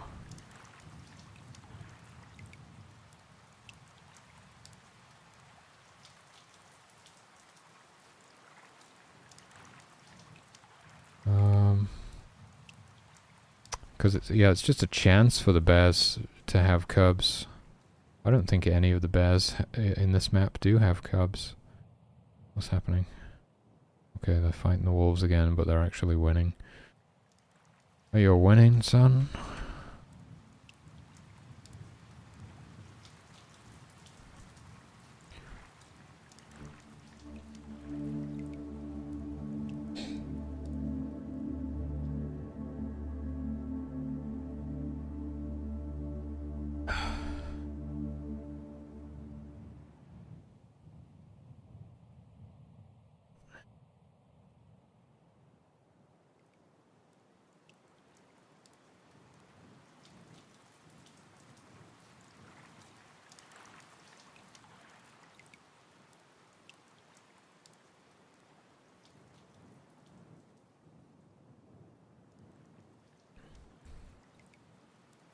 Holy shit, yeah, that was a bold move. I'm gonna get you out of there.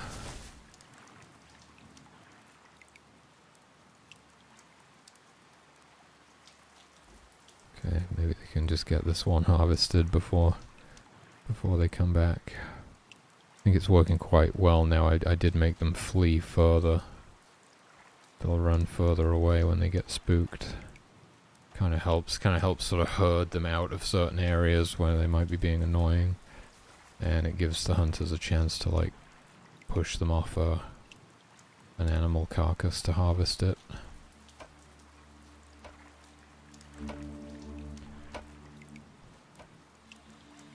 Okay, we got some water in the store. We're almost halfway on this expansion stone. I gotta take a leak. I'll be right back.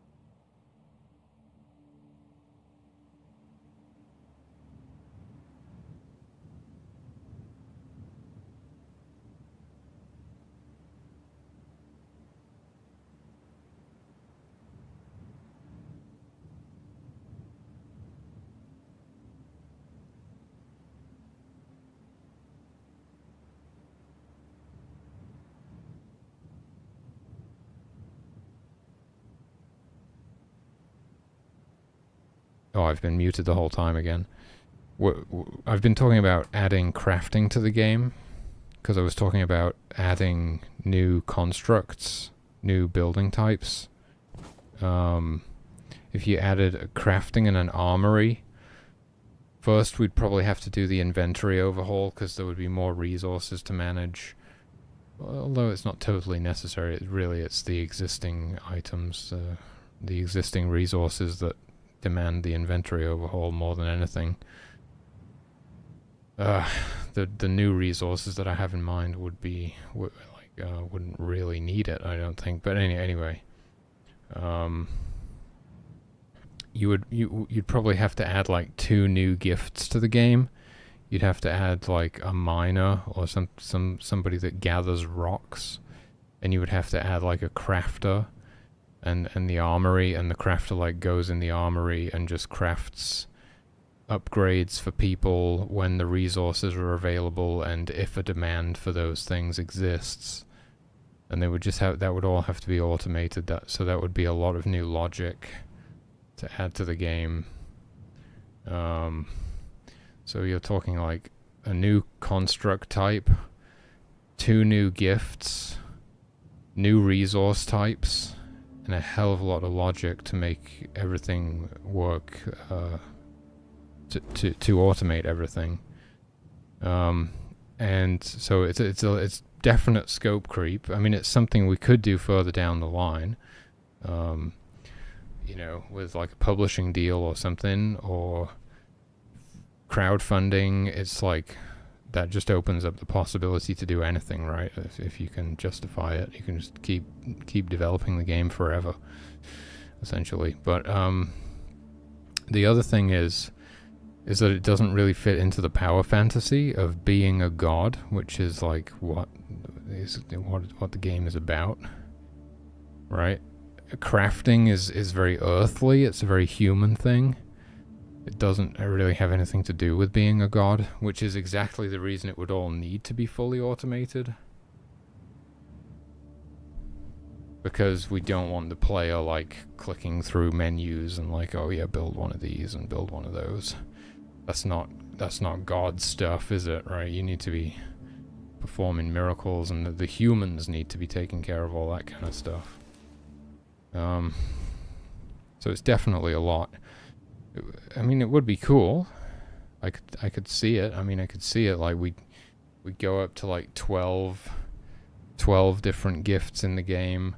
We'd have a new construct type. It'd be pretty cool. It would be quite a lot of work to do all of the automation, I think. But it'd be pretty cool. So I was just talking about like new constructs that we could add to the game. Because another way of doing it is like, obviously I want to increase the power cost of Miracle Fur, so it's harder to build everything. But also another way is to just increase the amount of stuff that you can build. So yeah, I was thinking new construct types would be cool. One option that somebody suggested is like a guard tower, but I don't know how that would actually work.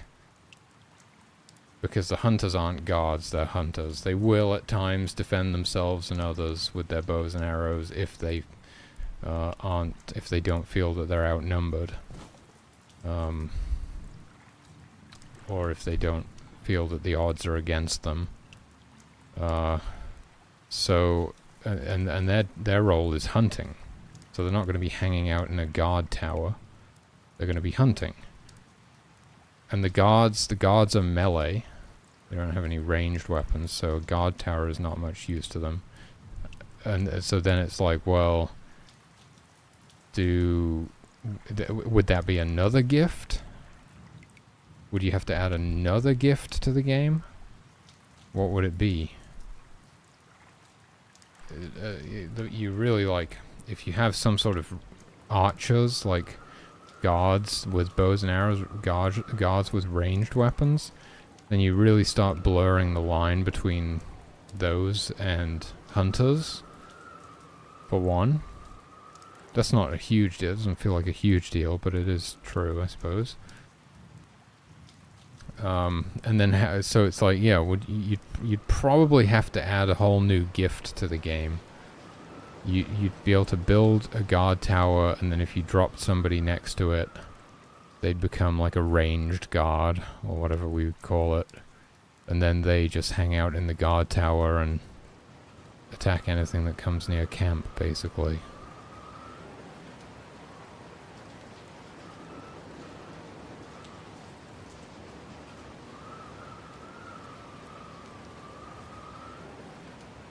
It keeps them very protected, right?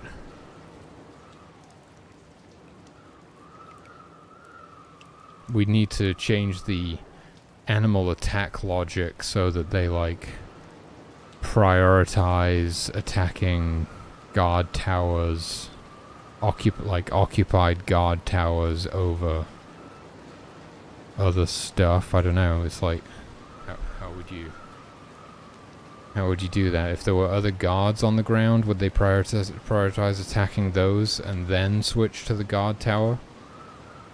Obviously they'd need to prioritize attacking the guard tower over attacking the other tents and stuff. They already prioritize attacking humans over tents.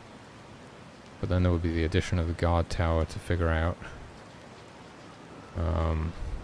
So yeah, so between these two options there's like 3 extra gifts that we can add to the game and a bunch of other stuff, but it's definite, like, I don't even want to call it scope creep, but it's definitely like optional sort of stretch goals, like stuff that we could do with kind of unlimited time.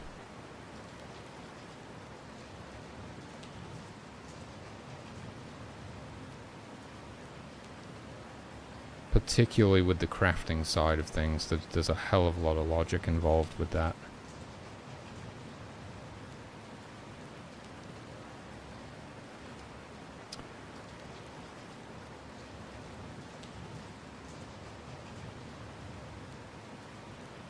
Kind of like the guard tower idea and the ranged guards idea. I like both ideas really, but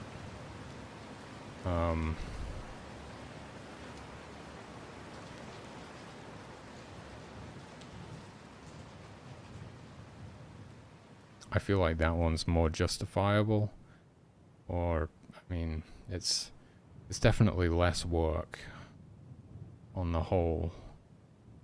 It wouldn't be too difficult to implement like a new resource gathering class that gathers rocks, right? That's pretty easy. That's basically just the forager, or even the carpenter's firewood gathering behavior. I suppose it's closer to that, because the rocks would be like consumed on pickup, unlike the foragers picking the berries off of the bushes.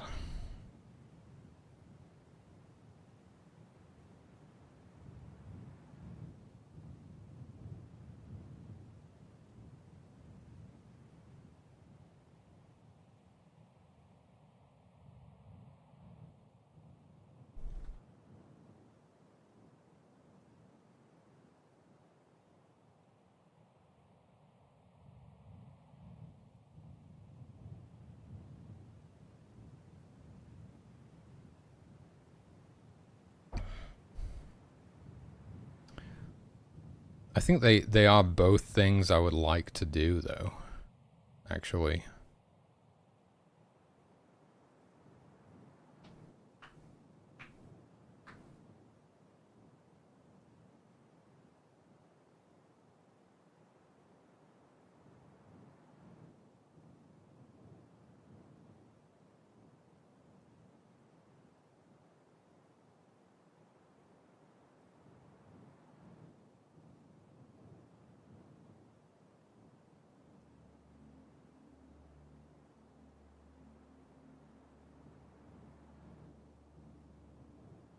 But it definitely seems like pretty far down the line that I would be able to do some stuff like that.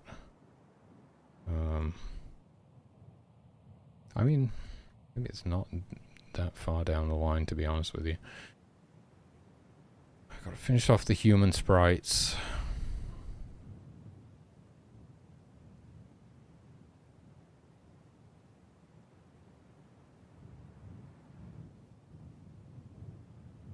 That's kind of it. I mean, there's a ton of stuff, obviously, like put the tutorial in, redo all the menus, localize the game, add a proper save load system. All we can do right now is quick save and quick load. These are all things that should probably be done before you start like worrying about optional features, you know, even if it would add quite a lot to the game. Like without that other stuff, you've got nothing basically. You need your game to be localized. You need people to be able to load their save files. You need menus. That's less important. I mean, the menus that we've got right now kind of suffice. They're just not very pretty. They're just not very good menus.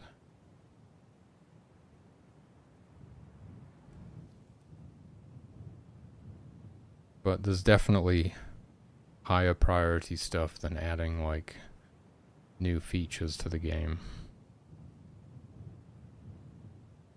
But at the same time, I don't think we're that far away in the terms of like once the rest of the human sprites are finished, we're kind of like done. You know, like we're done with like the core game stuff pretty much. Aside from like adding the rest of the creatures to the game and adding the rest of the miracles to the game.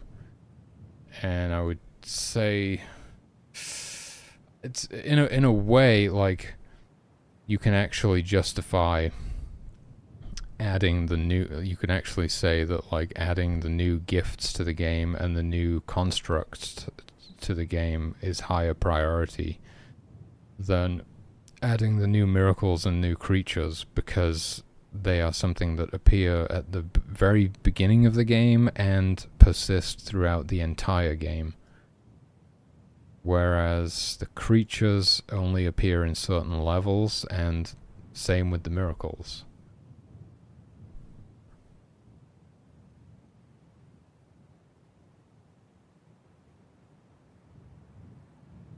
So I would say that after finishing the human sprites, the rest of the human sprites, I could probably justify working on some of that stuff.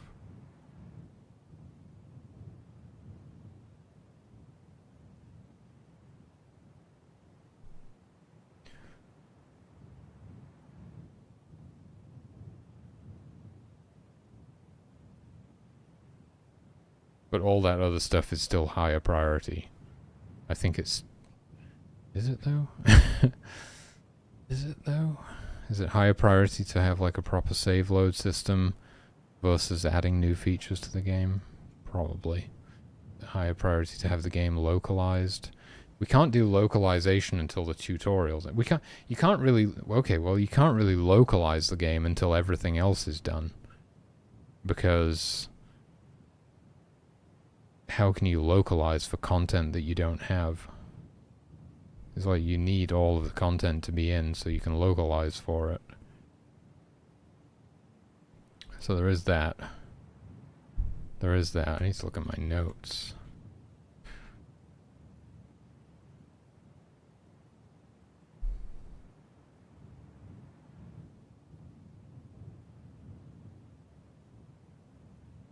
You know what, I think the crazy thing is that we're really not far off of being able to do some stuff like that. Adding new gifts to the game, adding new constructs to the game.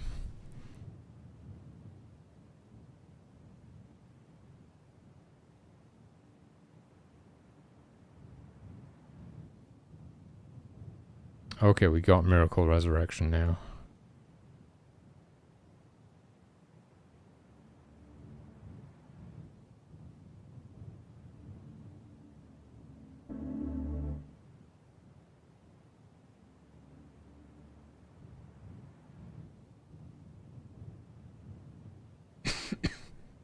And it's also a bit like, if you don't have anything to build at this stage, then it's a bit dull. All you're doing is unlocking these shrines. And, I don't know, fending off animal attacks occasionally and stuff. It kind of really dies down, you know, and you just sort of get into this bit of a slump of just like unlocking shrines. You just want to get all the miracles unlocked before you go to the next level. And not much else is really happening. I'm not building anything. The animal attacks have kind of just died down by this point. We've thinned out their numbers. They're not going to bother us anymore. I'll be honest, this map is a lot easier because there are no bears in it. No like aggressive bears anyway.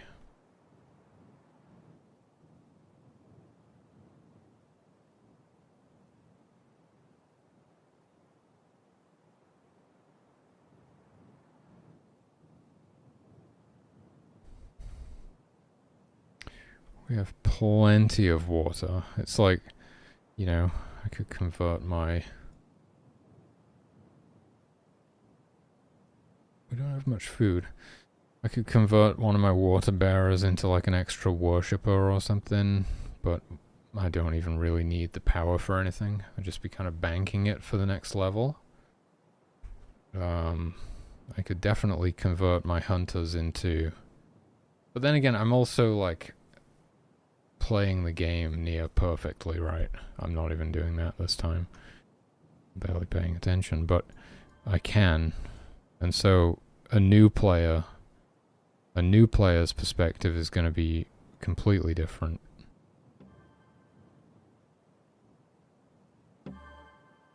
Gonna go for a couple of fishers and a couple of foragers and we'll get food that way. In fact, just pure fishers would be a really strong build in this scenario. Maybe we'll just do that. I don't know how well we'll do with 4. Still have 1 hunter somewhere. I don't think fishers can acquire food quite as quickly.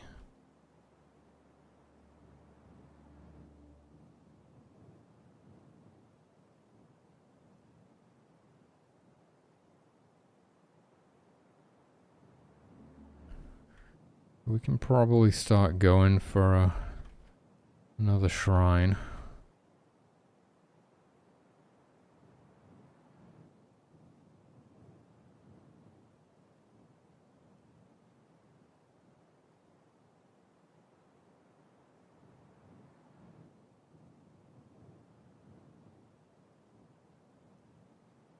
Oh, we're already going for one? I forgot. Okay, we're going for 2 shrines at once now. Well, we nearly got this one done anyway.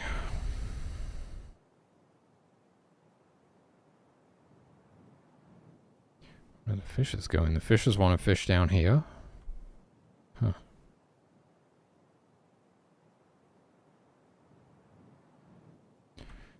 Interesting. Still on 3 water bearers, but we have like plenty of water, more than we need. The water bearers aren't even doing anything right now.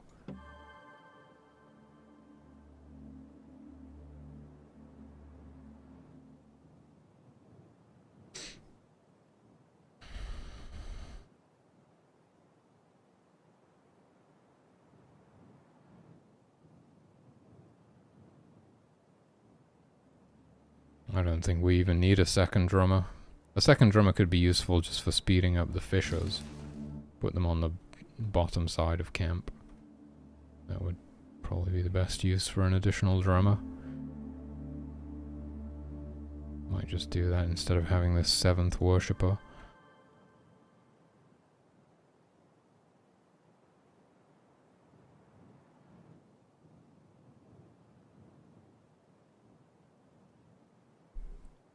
Okay, we got smite.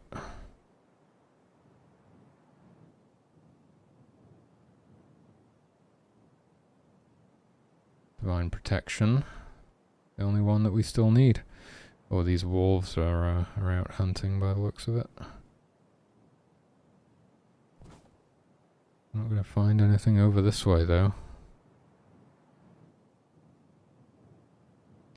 Another expansion stone right there. That would be an easy one to get. They're wandering right into camp.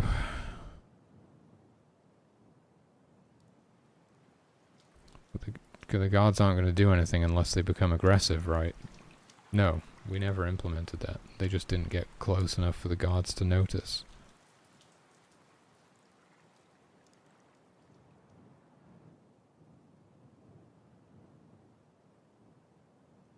I suppose I've also got to think that, like, this is literally the first level of the game.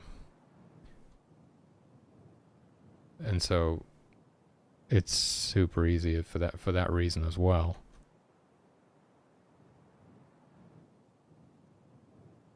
It's not like we want it to be this super sweaty experience right from the get-go. We want to give players time to learn and gradually crank the difficulty up on them, right? It's pretty much exactly what's going to happen.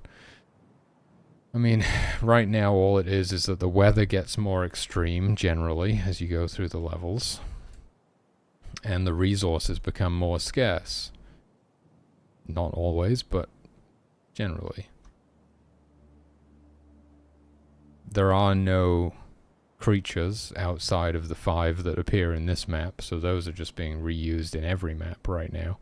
But eventually there will also be more dangerous creatures in the later levels of the game. So there's that too. It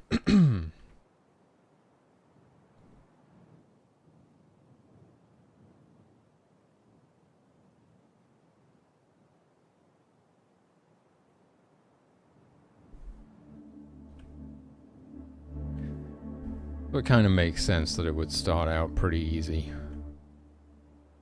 and ramp up in various ways.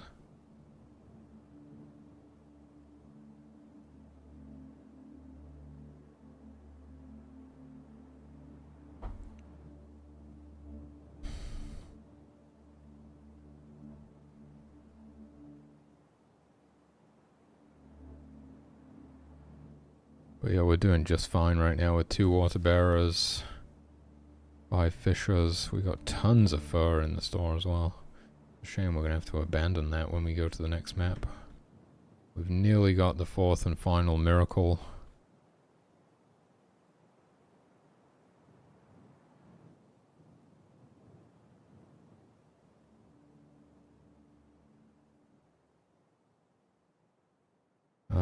Yeah, I should really be unlocking portal stones. DI unlocked, nice.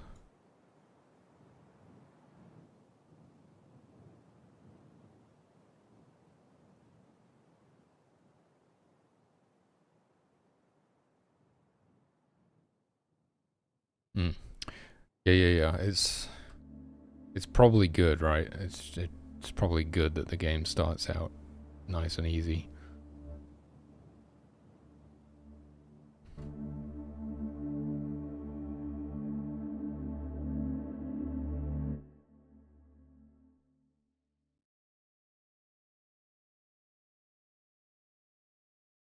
Okay, I'm going to fast forward to the next day.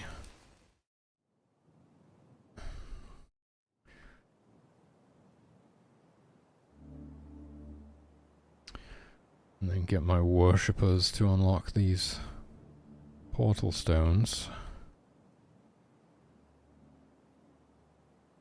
Yeah, I love the like the animals hunting behavior, how they like go out hunting once a week, or you know, just like it's so good. It's so good. There's these little areas of the map that you know are dangerous, you want to avoid. But then, like, every 5 days or whatever it is, the wolves start roaming around looking for food. That's just, it's so awesome. It gives it, like, a bit of, like, an ebb and flow. a bit of contrast. There's another kind of big version of that, is that the bears will hibernate in winter. So there's a period of time where like you just don't have to worry about the bears at all because they're just not even on the map really. But then any pregnant females will emerge from hibernation with cubs and they'll be aggressive. But it's just kind of cool how there's these patterns, right? These kind of rhythms of the wolves hunting occasionally, the bears hibernating. And it's going to be interesting to see how all of the creatures on the other maps sort of play as well. Why is this fox dead? I guess the foxes were probably fighting each other over territory. We have an extra foxhole in the map now, don't we? Don't know where it is necessarily. But we do have 3 lots of foxes now. Oh yeah, weren't the baby rabbits kind of bugging out before? I don't know what was going on. I need to check some stuff. They kept like repeatedly entering and leaving the rabbit warren. I don't know what was going on. The rabbits do seem to be a little bit more spread out. I'm seeing mainly baby rabbits. Where are the adults? There's only like a handful of them left over here. Did they get hunted to extinction or something? I find that difficult to believe. Oh my god, this wolf just wandered right past us. Didn't even react. What the hell?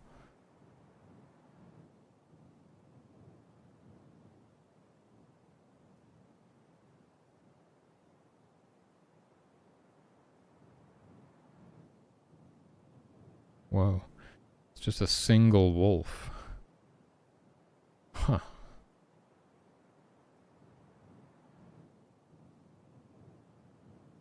Must be something to do with the threat assessment. Lone wolves not attacking humans. Get that on the bugs list. Oh, what happened? Why? Did it attack in the end? Why are they running around?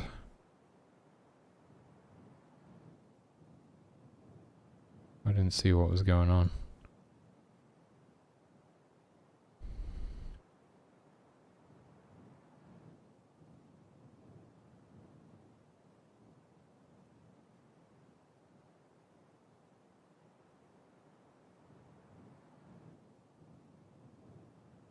And these seem to be the only adult rabbits left in the whole map. Don't know why that is.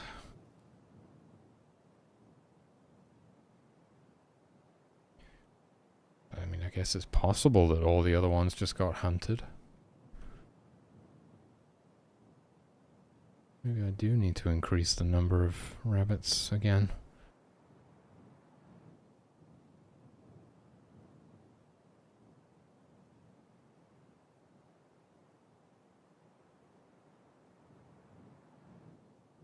Okay, well we've nearly got 2 portal stones. I guess I can speed up time for a little bit. Whoa! Okay, we're fine.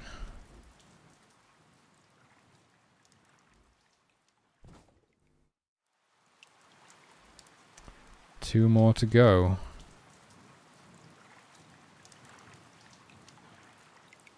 Give these guys a break.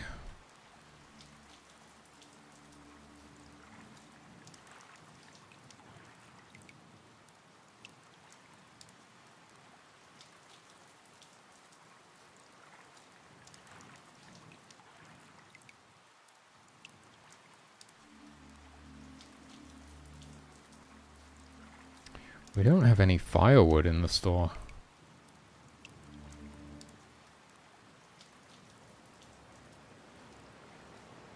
We're really struggling to get firewood that badly.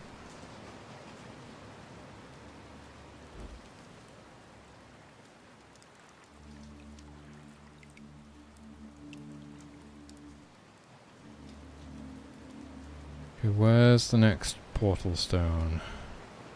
There's one.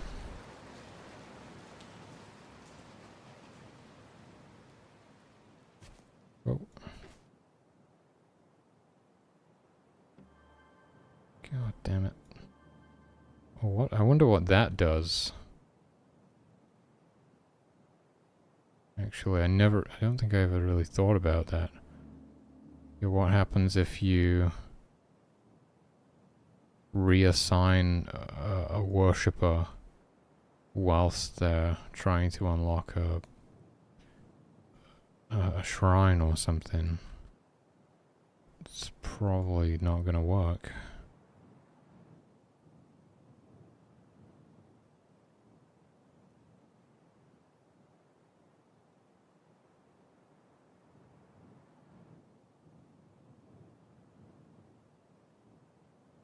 Yeah, but, okay. I need to look into it.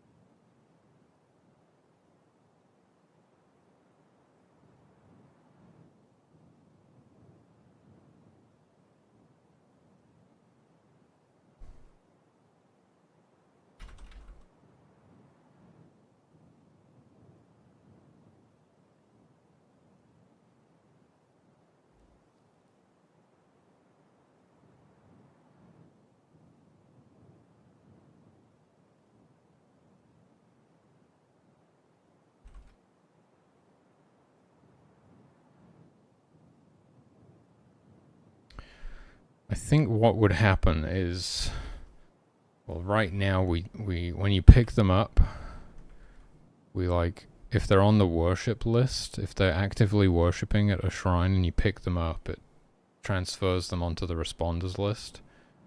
And then if you were to reassign them, they probably are still on the responders list. Yeah, they must be. What we need to do is remove them from the responders list if you reassign them. And I'm pretty sure that the group would be completely disbanded in that instance and then formed from scratch again, which would mean instead of like the remaining 2 worshippers continuing to unlock the shrine, they would start heading back to camp and 3 brand new worshippers would start heading over, assuming that you have enough worshippers available to do that. If you only had 4 worshippers total, and then you picked one of these up and reassigned them, then 2 of them would be reassigned, and then the 3rd one would be assigned and start heading over.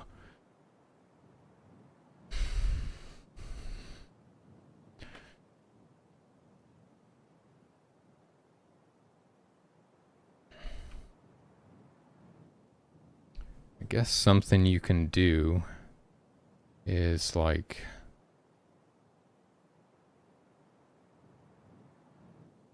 I don't know if you want to do that. Yeah, I don't really know how you would handle that.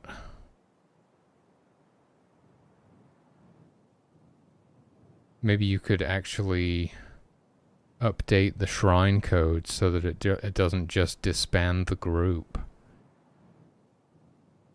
and instead finds replacements. That would kind of make the most sense, if you ask me.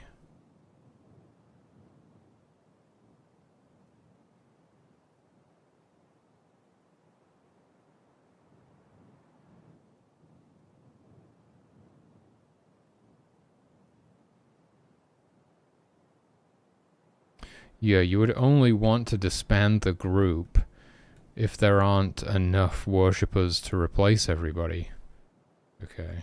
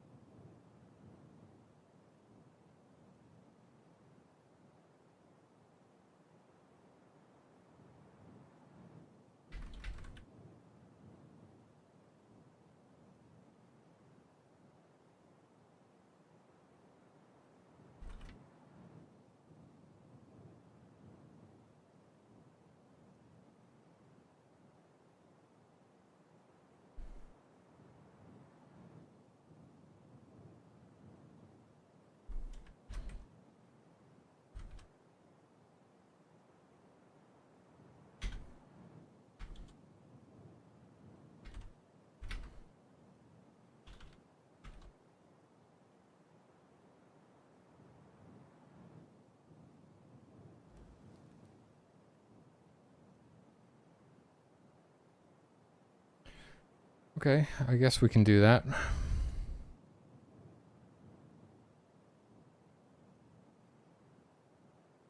How are we doing? Where's the portal? We got 3 of 4.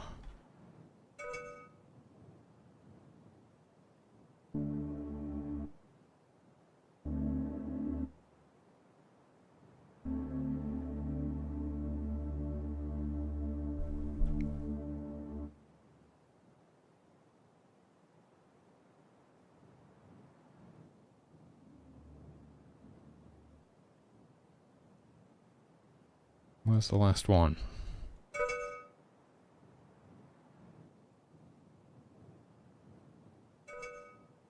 There it is.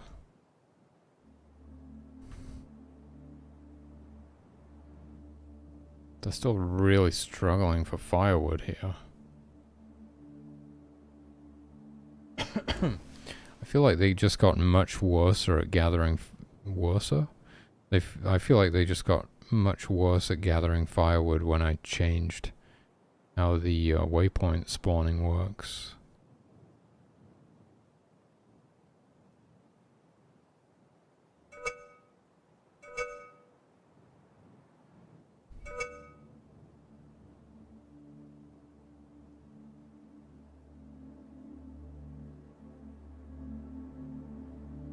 They're both searching for firewood during downtime. I think all 3 of them are. But 2 of them are like walking into the ocean. The least likely place to find firewood. Yeah, they just kind of suck at it, I think. Seems to be the major problem here. And it's the fact that over time, the firewood all just seems to get further and further away from camp. It just kind of gradually... We clear out all of the stuff nearby and it just kind of gradually gets further away.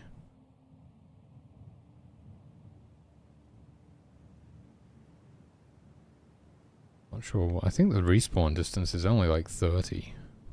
Something like that. It can spawn pretty close to camp, I think. It's just... because we're always removing the nearby ones, it just naturally sort of gets further and further away.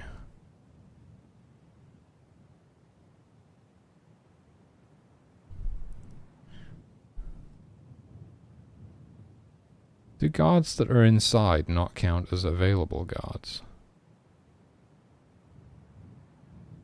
Let me just look.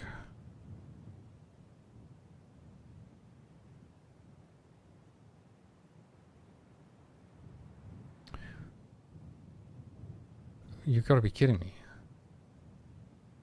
Guards can't be inside. The humans won't flee to the guards for assistance if the guards are inside. That doesn't make any sense. They should still flee to them. So I just got to remove that check, basically.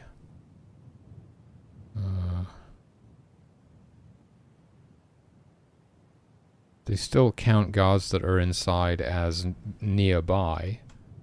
They add them to the nearby guards list, but they do not they do not track guards that are inside when searching for the nearest guard. Ow, my foot.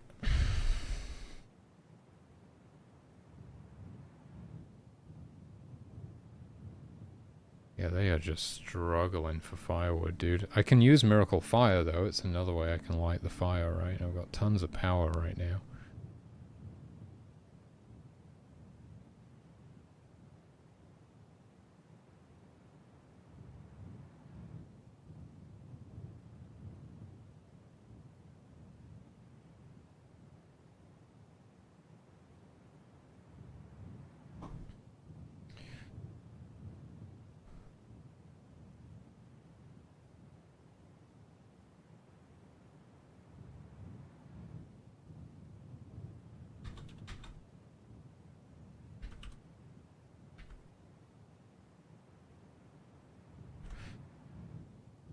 Oh, playtesting, playtesting, playtesting. It always reveals the stuff that you need to do.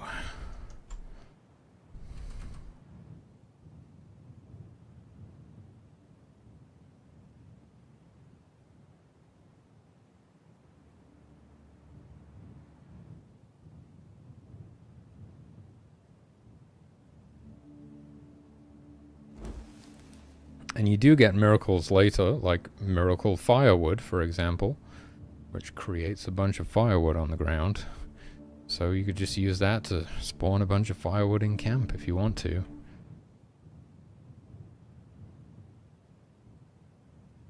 So in a way, the fact that they struggle so much provides utility to the miracles.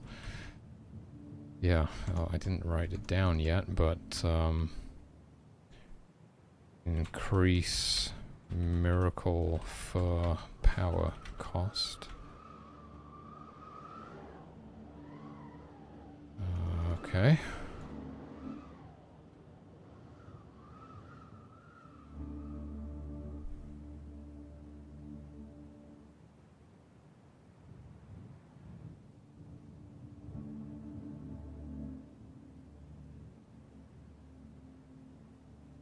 They did it. They got 1 firewood in the store.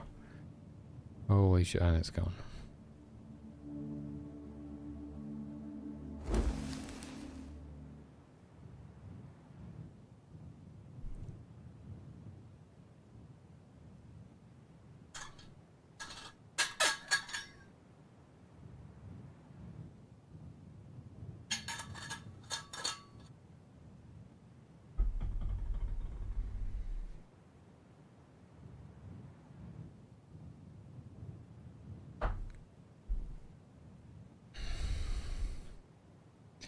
Going to bed. Sounds so funny when you say it that way. It's like, fuck this, I'm going to bed. I can't find any firewood.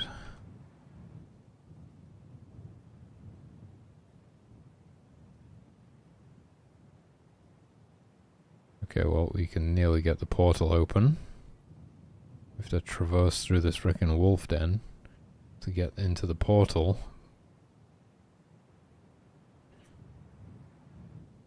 It'll be fine. Yeah.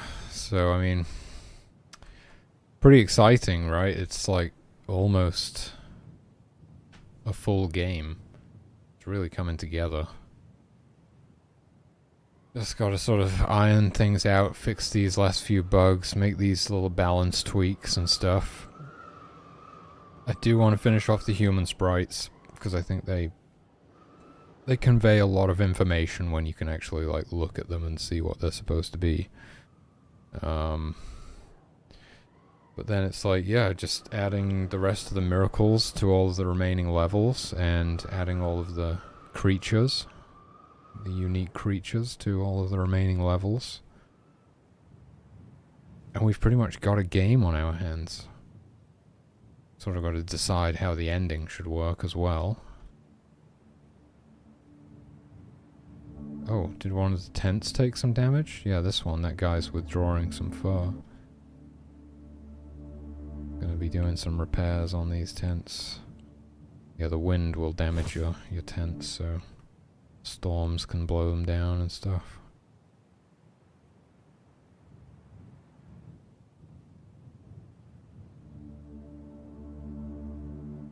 You can set on fire as well, but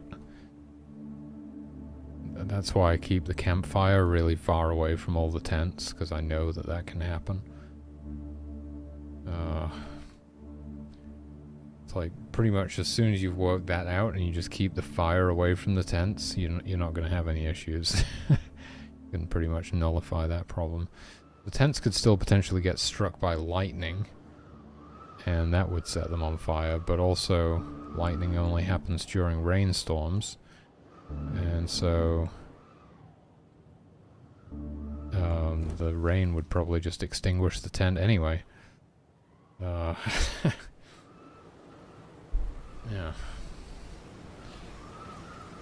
I think eventually we need like more ways for the stuff to catch fire, right? We need we kind of need like fire-based creatures that can set stuff on fire would be an option.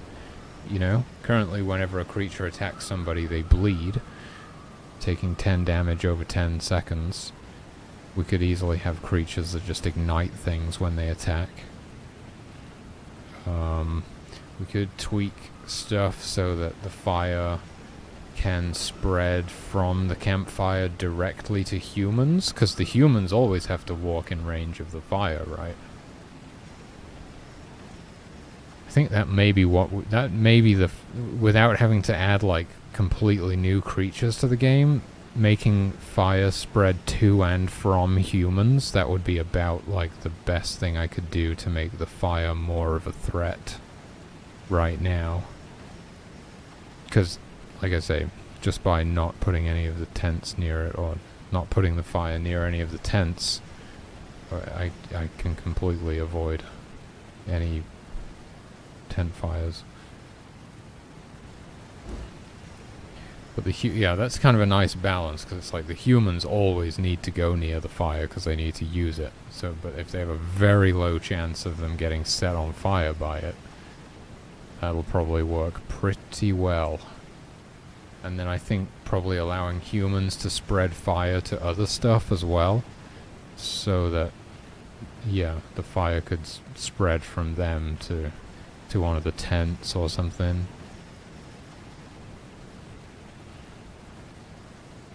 Where's everyone going? They've run out of water. Holy shit. Okay, so 2 water bearers is not actually enough to keep up with the demand in this map. But we are about to head to the next level. I just kind of want everybody to sort of regroup in camp.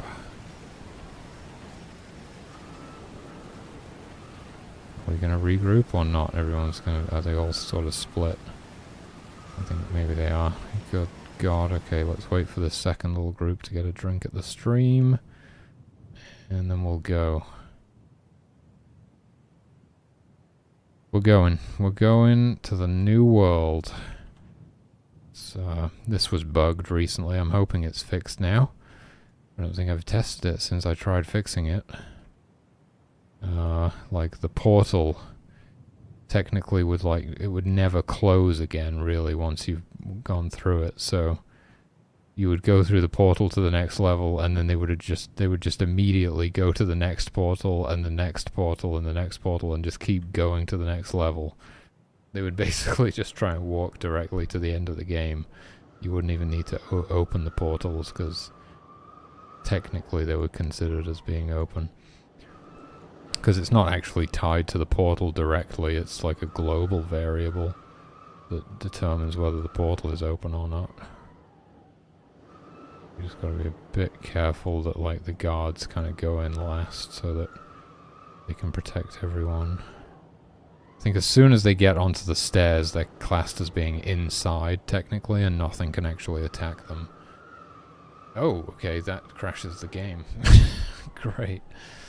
Object portal. Fuck, I didn't remove that.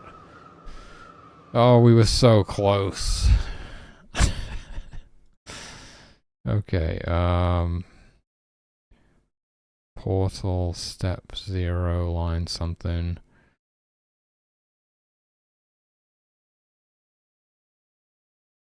Jesus Christ. Nearby plants, tents, and humans fire. We don't use those anymore.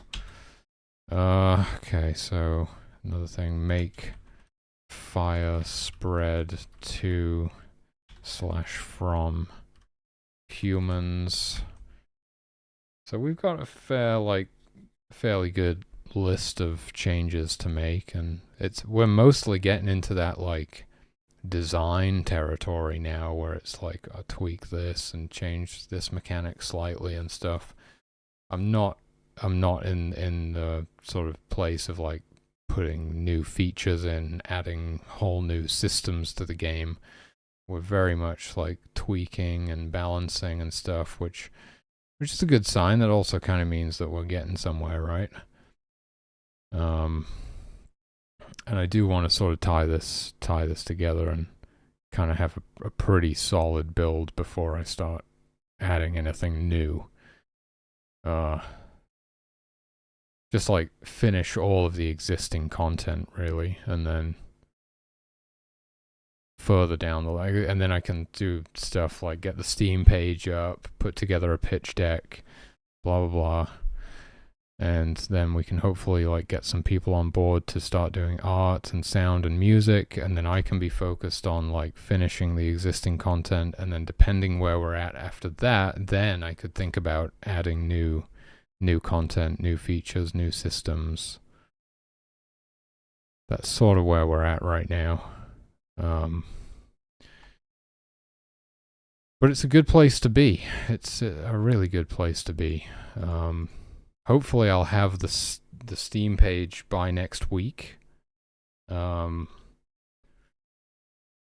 like live. It's not going to be public for a while, but I'll be like setting it up and stuff. I've still got to get capsule art commissioned and a logo commissioned before I can actually make the page live. And the reason I need the demo to look like as good as possible is so that I can make a trailer that doesn't look like absolute shit as well. The problem there is that in a trailer and screenshots, you should show at least 3 unique environments. And I don't have sprites, I don't have art, I don't have assets for 3 unique environments. I have tile sheets.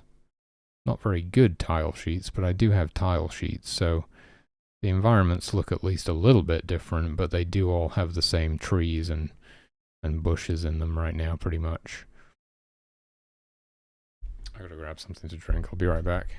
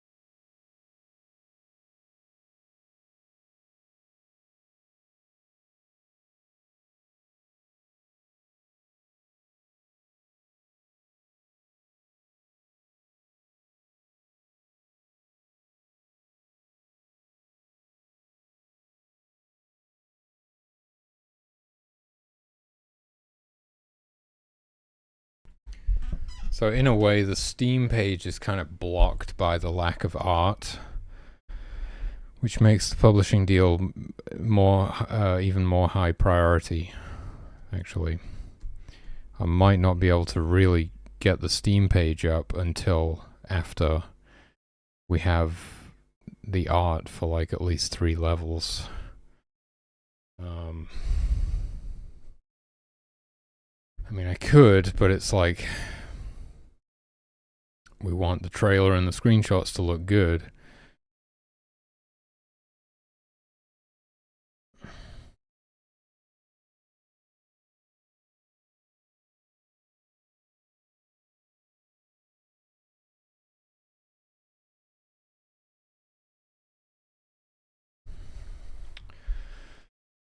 Okay, do I have like a timeline?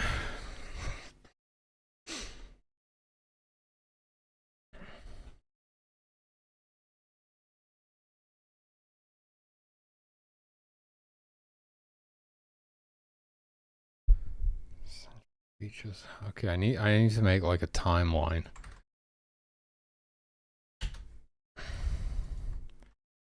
Timeline. Okay, what did I say? It's like, I mean, I've got like the general bug fixes and tweaks that I'm doing now. Like, bug fixes,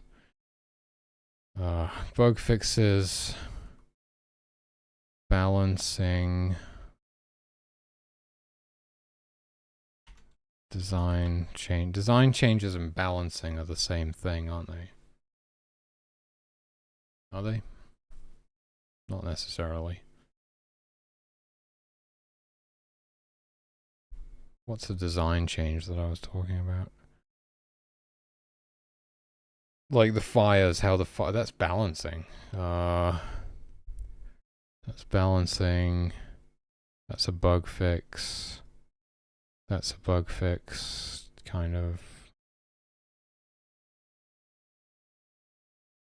Okay, it's just balancing and bug fixes that I have to do first. Balancing, bug fixes, and then it's human sprites, and then it's publishing deal, and then it's finish existing content, and then it's add new content.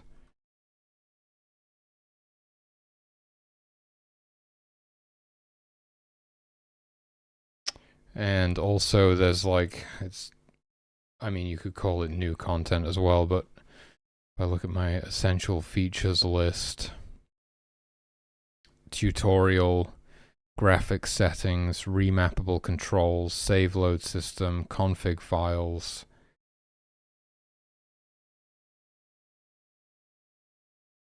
localization, Steam integration, those definitely come at the very end.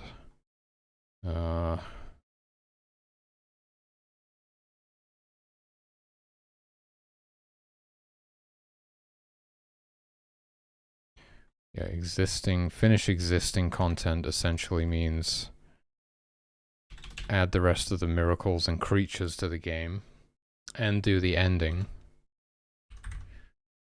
Or endings, there's two of them. That would be finishing all the existing content. And then it's probably at that point you want to like do the important stuff. Like add a tutorial. The thing about a tutorial is, what if you need to teach the player about some of the content that doesn't exist yet? In the tutorial, it's harder to write a tutorial until you have all of your content, just like how you can't do localization until you have all of your content. So that kind of comes later. We can do graphics settings, remappable controls, and save load system. I would call this like essential features. Graphics settings, remappable controls, save load system, config files.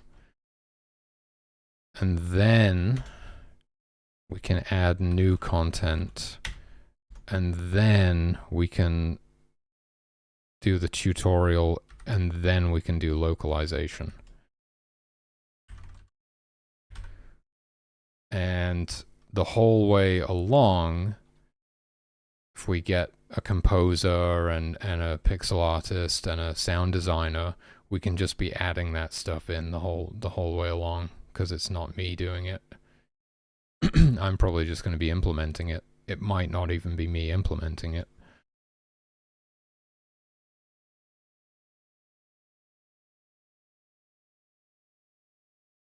So it's like, yeah, the graphics, sound, and music. Oh yeah, where does the Steam page fit into this? Well, if we want to get those on the timeline, that actually graphics, sound, and music falls under existing content, finishing existing content. And then once we have, it's actually kind of in the middle there. You don't have to finish all of the graphics, sound, and music to be able to do the trailer or screenshots. You only need some of it. You need enough of it to do a trailer and screenshots. So Steam page actually is kind of like in there somewhere. But it doesn't fall under finish existing content, so I'm just going to put it after this. Steam page. And then, okay, whereabouts does the demo and the Steam page are pretty much at the same time. In fact, the demo is, well, you can't put the demo out unless you have the Steam page because the demo goes on Steam. You could put the demo on itch as well. I probably will, but I'll probably do it at the same time as it goes on Steam. So the demo is gated by the Steam page, which is gated by having some of the graphics, sound, and music done.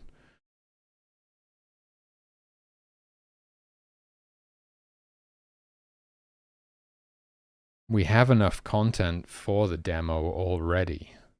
It's just that we don't have enough polish for the demo yet.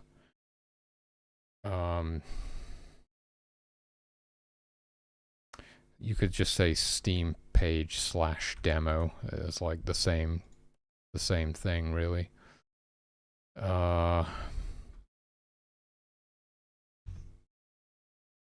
New content.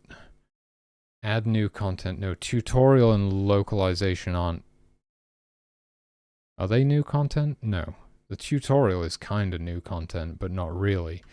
No, the tutorial can't be implemented until after all of the content is in the game. Because, how the fuck do you...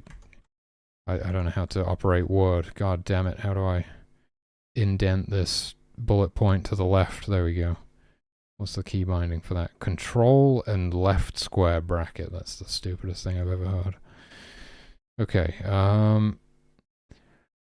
so it's actually add new content, which is like all of your optional features, natural disasters, crafting, character progression, quests, console ports. I wouldn't really call that a feature, that's a port. Hero mode. Console port would be like a whole, that would be like right at the end of the list after everything else we could think about console ports. What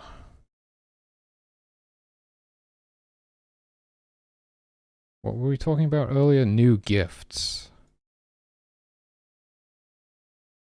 Natural disasters for me, if I'm trying to prioritize the optional features in the order that I'd like to work on them in, I would say, well, new gift /crafting is like kind of the same thing.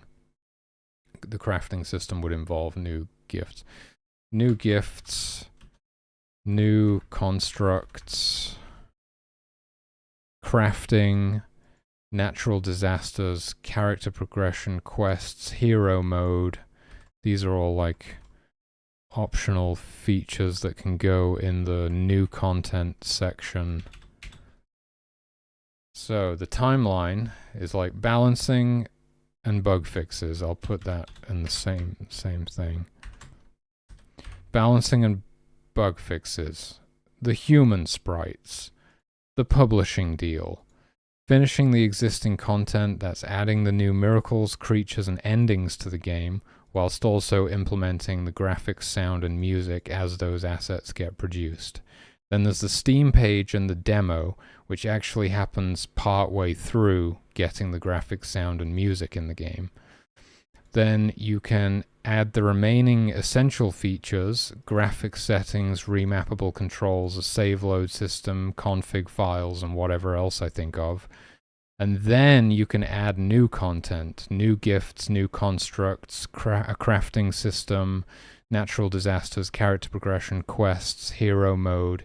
And then once you've finalized all of the content that's going in the game, you can implement the tutorial, and then you can localize the game, and then you can do console ports. That's the order in which everything has to happen. Well, I'm glad we got that figured out. Okay. So I know what I'm doing for the next 7 years. Hopefully it's not going to take that long, but we have a plan. That's what we need. We need a plan. Okay.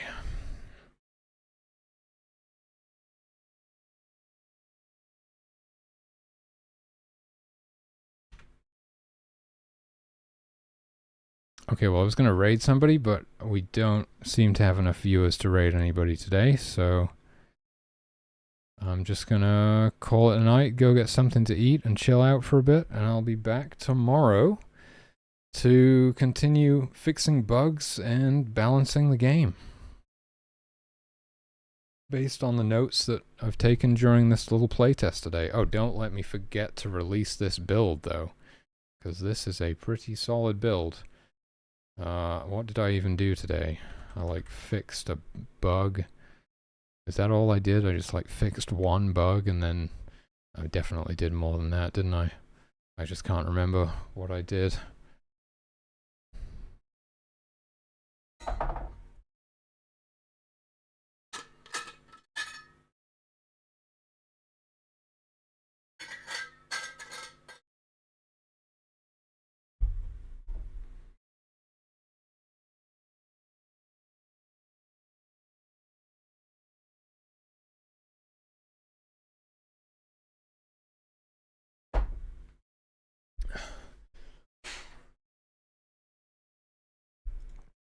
Okay.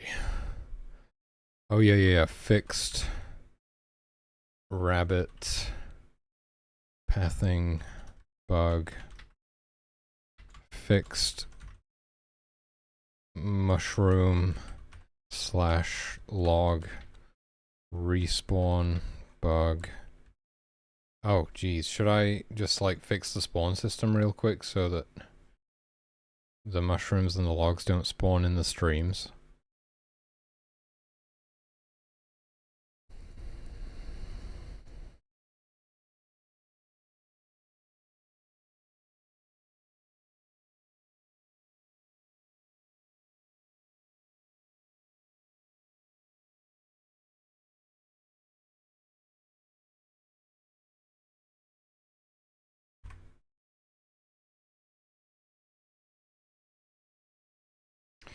Oh yeah, half of the stream tiles are fake as well. That kind of complicates things a little bit. What do I need? Like nearest stream and nearest stream fake.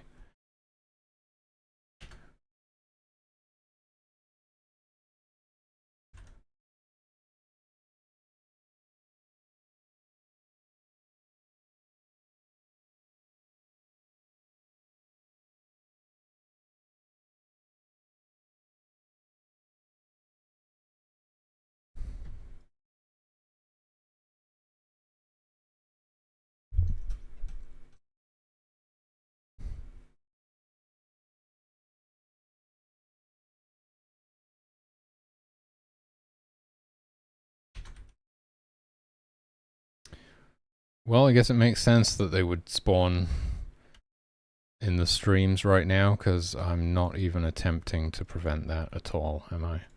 I'm not even telling them that it can't spawn within one tile of the streams. How big are the stream tiles again?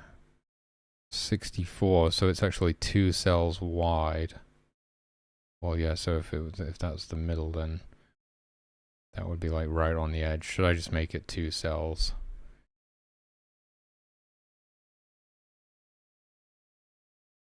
Whoops.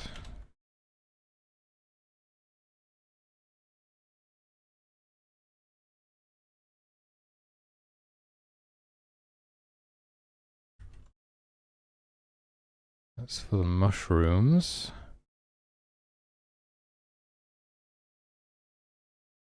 The fuck are the logs? Wait, what? What is going on? Did I just like delete it somehow? No. How are the logs getting spawned right now? Is it just the respawn system respawning them? I guess it must be. Oh, that's kind of crazy. What the hell happened? I like deleted it by mistake. I must have cut and pasted instead of copy pasting or something. Okay, well that's the streams up to date at least.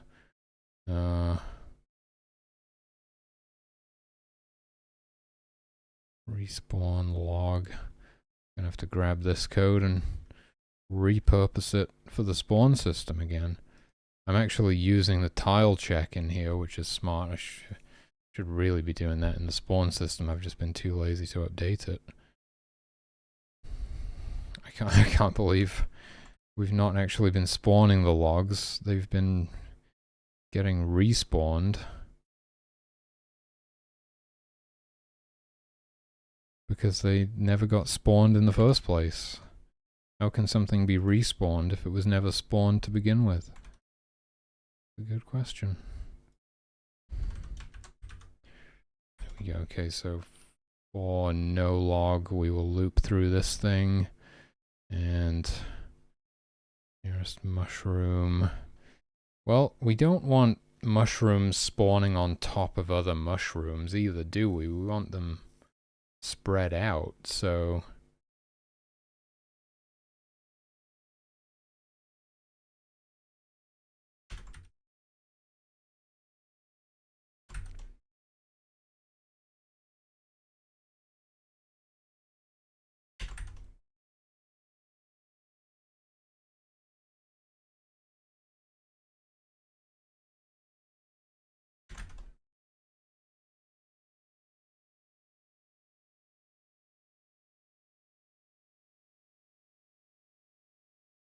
whoops, forgot to update those.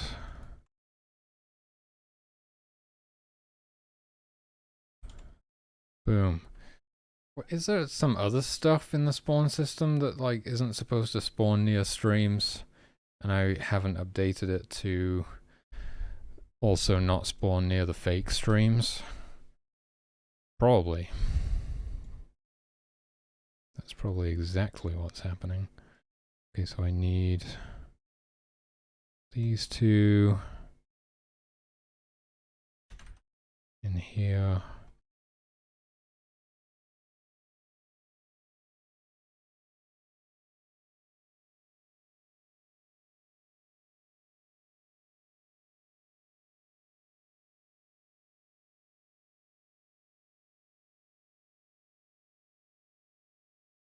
What's going on?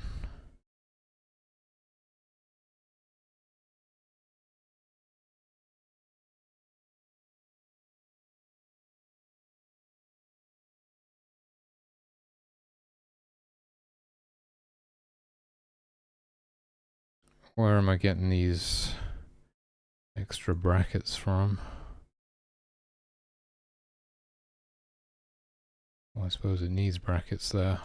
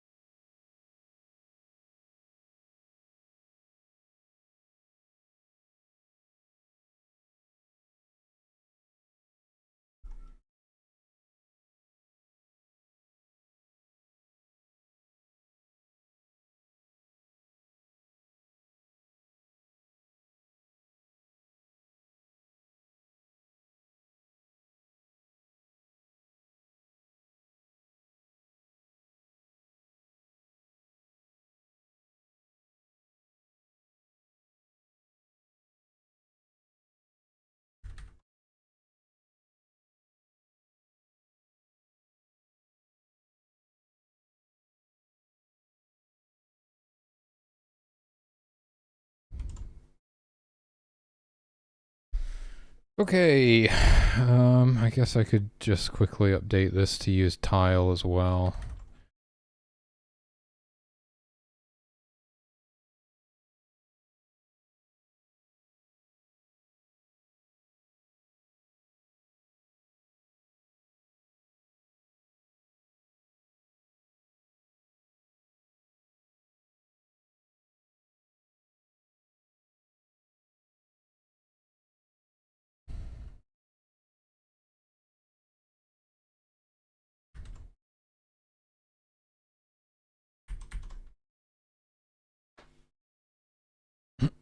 It's not supposed to be spawn X and spawn Y, is it? Tile get, oh it is.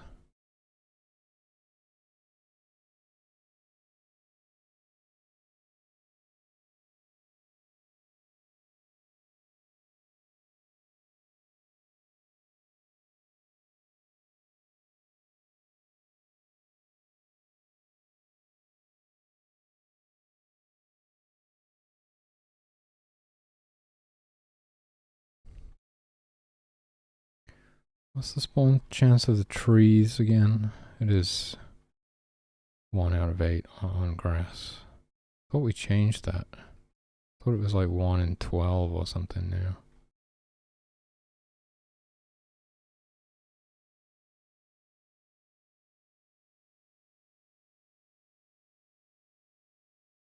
Oh geez, it's 1 in 100 on open plains. Okay, so this thing doesn't have any handling for open plains.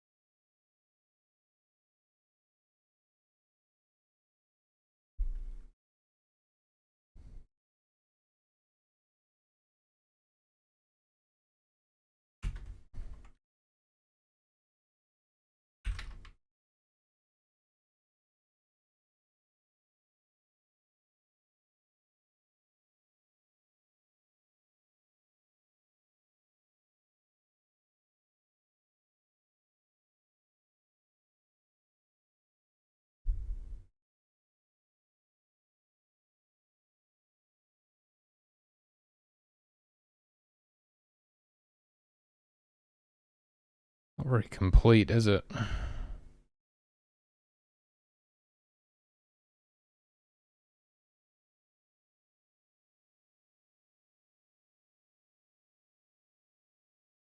Wait, isn't this... Are we doing a while? Yeah. We need to do a while.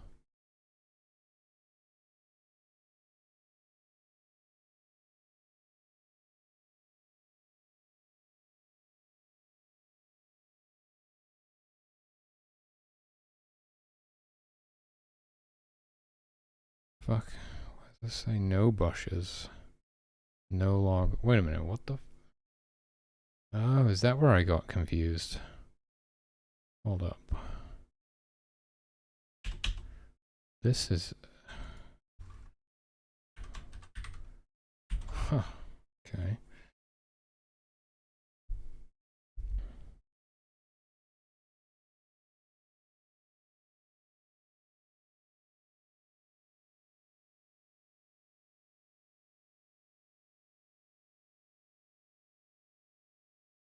This doesn't even make any sense, dude.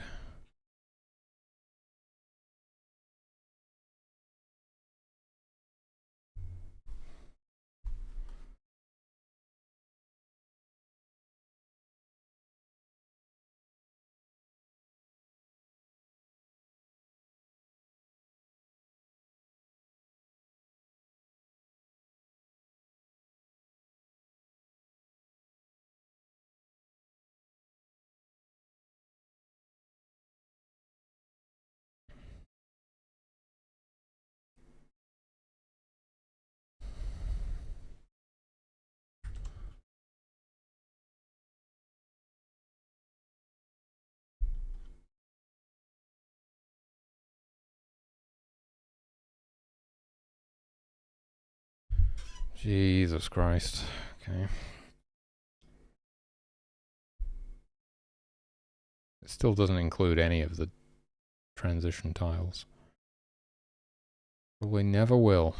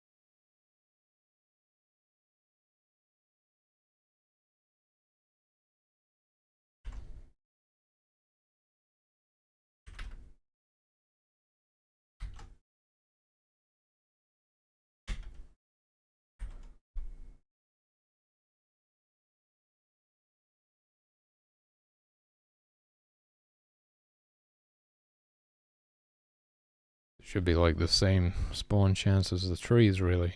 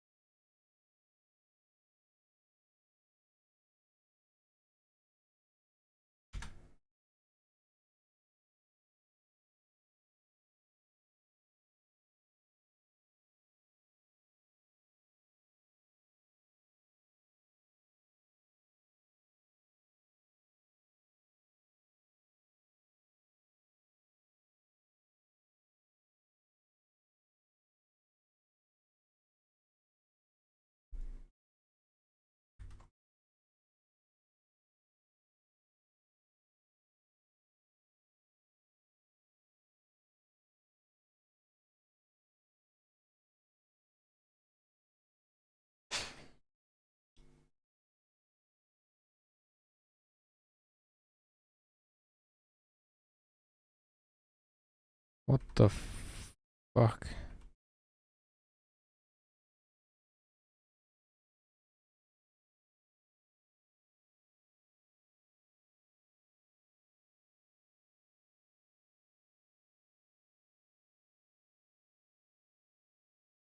It's pissing me off, dude.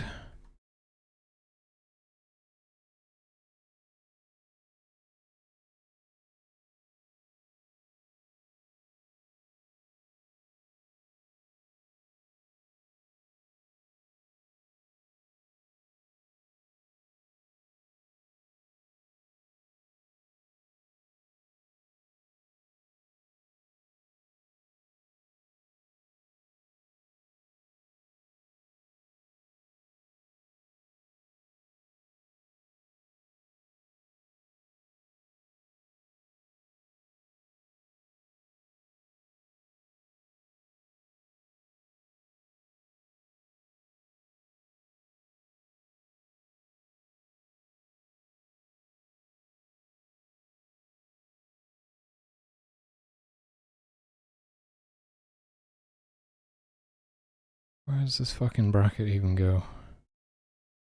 There, okay. If it's not one of the forest maps, then we just spawn them anywhere. Interesting. Okay.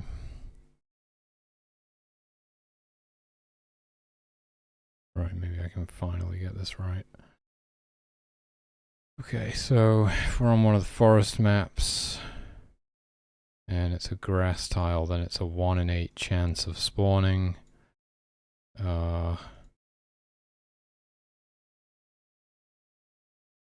If it's not a grass tile, then it's just spawned. So that would be a forest tile in this case. If it's not one of the forest maps, but it's the open plains, then we want similar rules to the trees, where it is a 1 in a 100 chance to spawn on grass.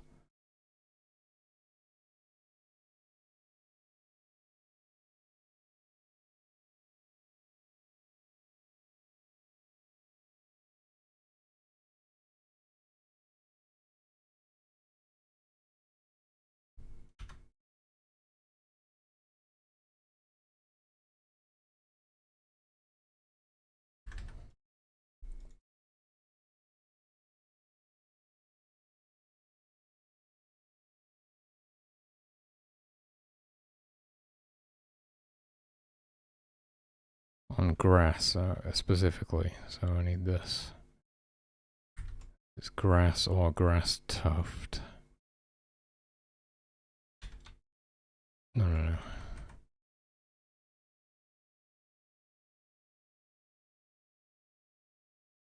So if it's open plains and it's attempting to spawn on grass or grass tuft, then we have a 1 in 100 chance to spawn a log.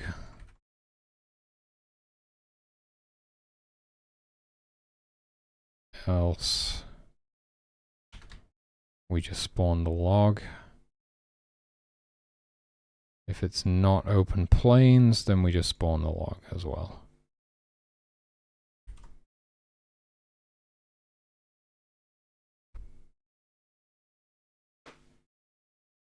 Okay. Jesus Christ. And then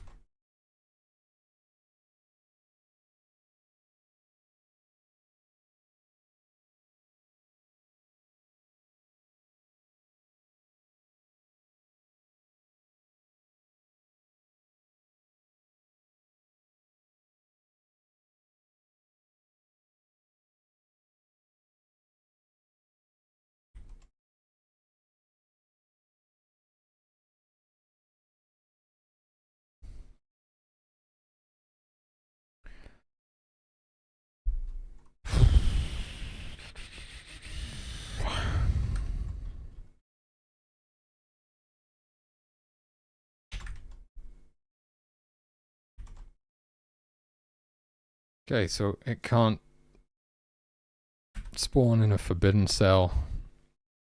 It can't spawn on any tile other than these. Can't spawn too close to camp. It can't spawn too close to the nearest log, nearest shroom, nearest stream, or nearest fake stream. That's good. And we need to make some similar changes to the respawn code. Respawn log. We do not want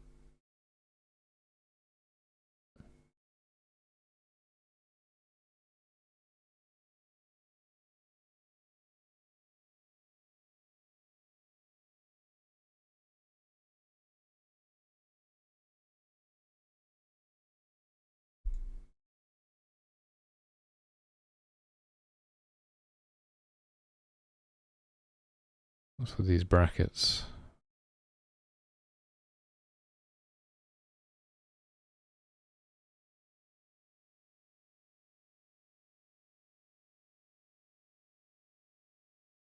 If the tile is forbidden, or it's not one of these,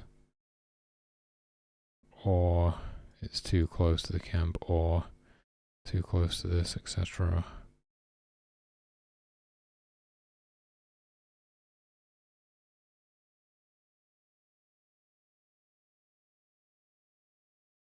Okay, so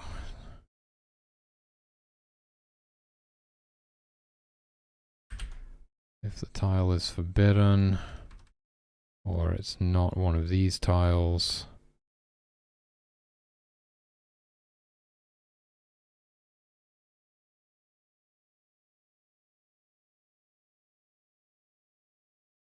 shouldn't this be or? Or it's too close to camp.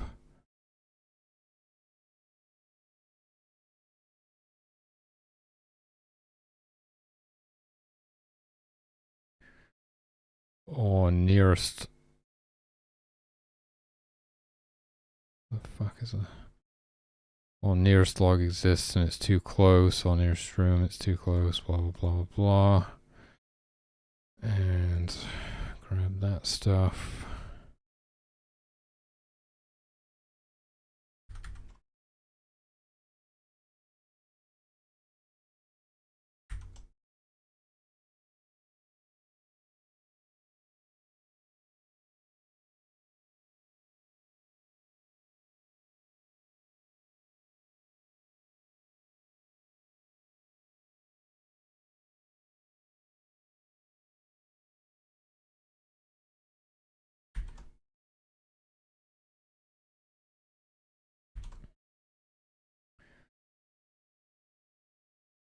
Okay, and then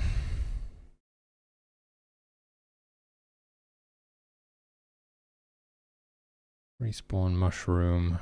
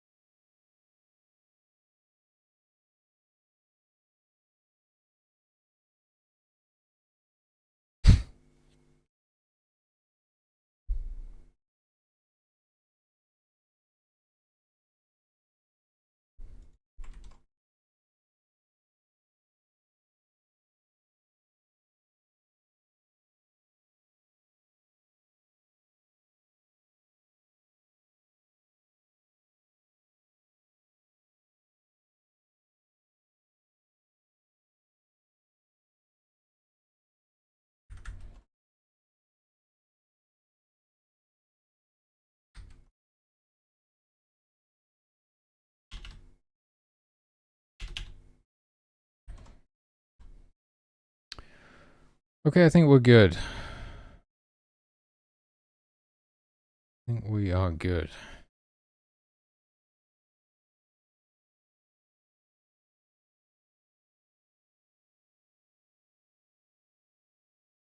What was I doing? I was trying to make it so they don't spawn or respawn too close to the streams. But then I wound up doing a bunch of other stuff as well. Okay. But we should be good now. Wait, where's the fucking tile thing?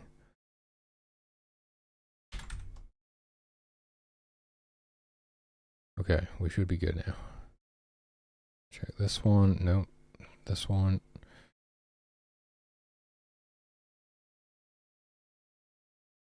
Okay. I think we are good. What about the custom rules when respawning them, though? Where are the custom rules for respawning? Why don't we have those? Or do we have those? There was an attempt. There was an attempt. But they're not quite right. Spawn logs.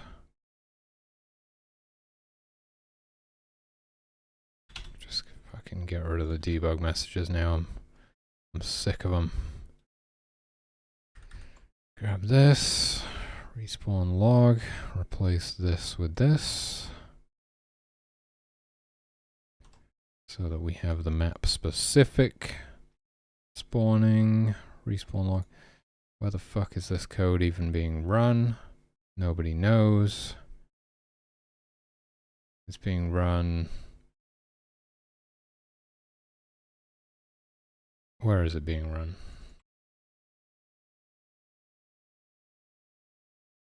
It is human create. Oh, yeah, it's when the log gets destroyed.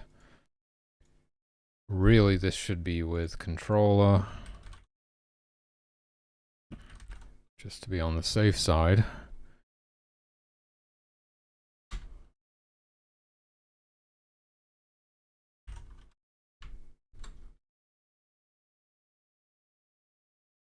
We should be passing that in.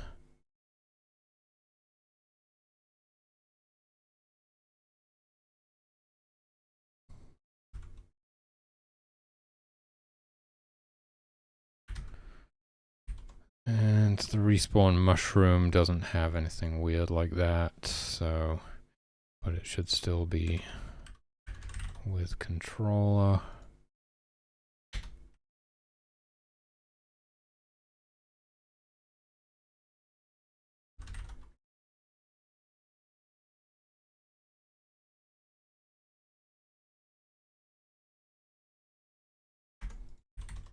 Like that. Okay. Kind of a miracle that it was even working before, but this is a bit safer. Plant spawn code is all good now, I think. I think everything is good. I think we're all good. Should I try running the game? Probably. Let's try running the game. Man, we had such a good playtest. I made it all the way to the end of the level and then it crashed because I forgot to delete a couple of lines of code.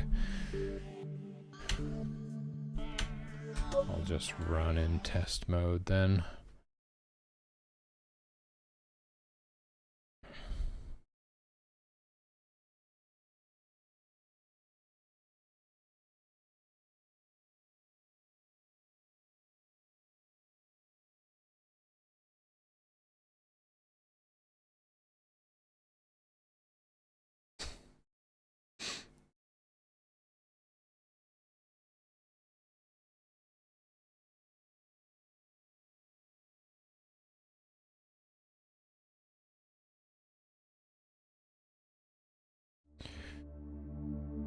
Go, go, go.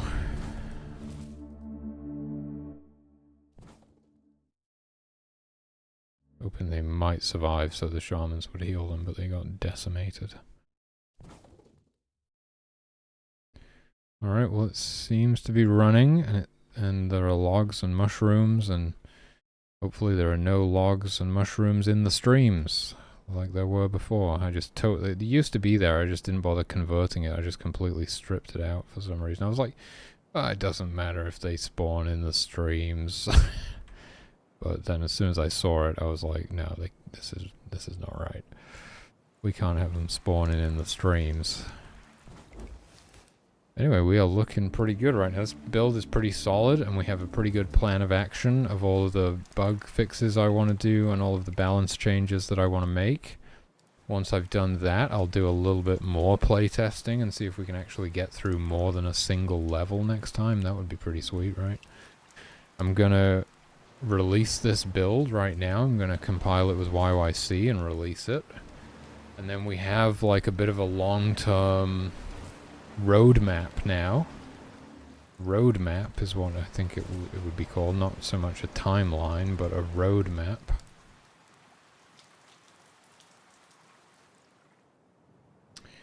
So I actually kind of know what I'm doing, believe it or not.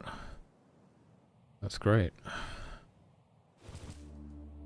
Let this run for a bit longer, give it a good stability test. But yeah, other than the few things that I want to do, this is a pretty solid build.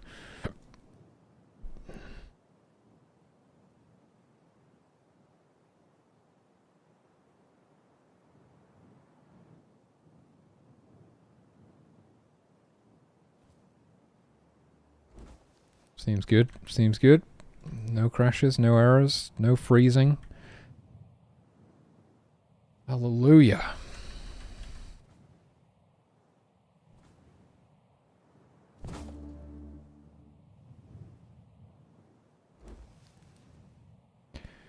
Okay. Okay. I'm pretty excited about having a roadmap now because I've got it like clear in my head, like where I'm going. And also I can use it for the pitch deck because the pitch deck is going to need a roadmap. Like, you are here, you know, this is all the stuff that's done. You are here, this is all the stuff that still needs doing. This is how much money I need. This is what I need from you as a publisher, you know. All that stuff. But next thing is this, well, fixing the bugs, making the balance changes, finishing the human sprites, making the Steam page, getting the publishing deal in that order. Although I can't really launch the Steam page until we have the publishing deal because we can't get the art and the sound and the music until we have the publishing deal, and we can't make a trailer until we have at least some of that stuff, and we can't release the Steam page without the trailer or the screenshots. You could, but I feel like the Steam page launch has got to be quite strong to get like the maximum amount of wish lists at launch and to help us kind of snowball into Next Fest and stuff further down the line. So we gotta do all this stuff right. It's quite important. But yeah, I'm gonna go ahead and make a build. I'm gonna crank the version number. This is version 0.5.5.3, I believe. We are inching our way ever closer to version 1. Exciting times.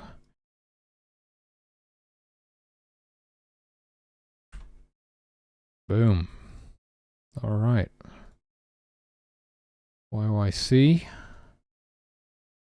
And... nope. That one. Compile.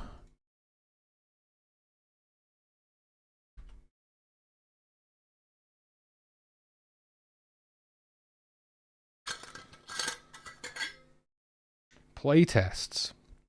Whereabouts do playtests fit on the timeline? Well, it depends. There are different types of playtests. Some of them aren't even playtests. Now, playtests are kind of like, I'm thinking like private playtests through Steam, essentially like a closed beta. That will be pretty much as soon as the Steam page is done. Closed beta test.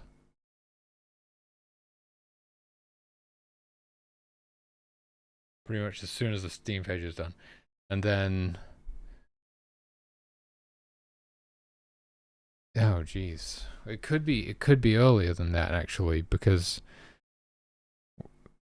yeah, no, it is going to be earlier than that. We're actually going to probably start closed beta testing way, way earlier. Like... I don't know if I should ask Fern about that. I don't know if the Steam page needs to be published, public, in order to do playtests. Does your Steam page need to be published in order to do playtests? Your playtest does not require a public sign-up, and you can generate and distribute keys for a playtest even if your store page is not live yet. Yes. Okay, so we can do playtesting like immediately, pretty much. I might wait until I finish the rest of the human sprites, for example. So the playtest is going to be right between human sprites and publishing deal. Steam playtests tests, plural, play, test, tests, Steam playtest.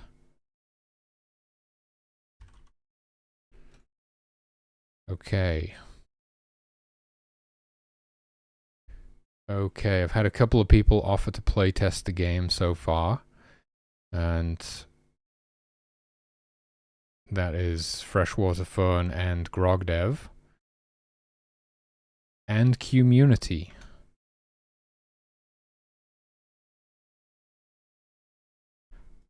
But I'm gonna try and find more folks to playtest as well, obviously.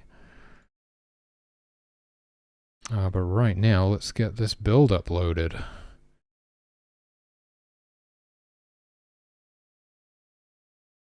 And wow, as soon as I have the Steam page, I'll be able to use the Steam playtest feature instead of sending people dodgy links to files on Google Drive, which I can send them actual keys, which I guess will make me seem a lot more legit.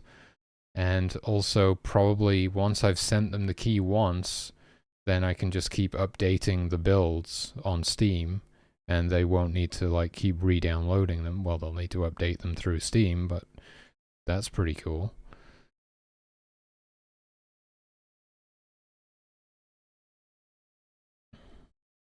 Okay, uploading now. Uploading now. Not a moment too soon. I am bursting for a leak. I gotta go. Okay, and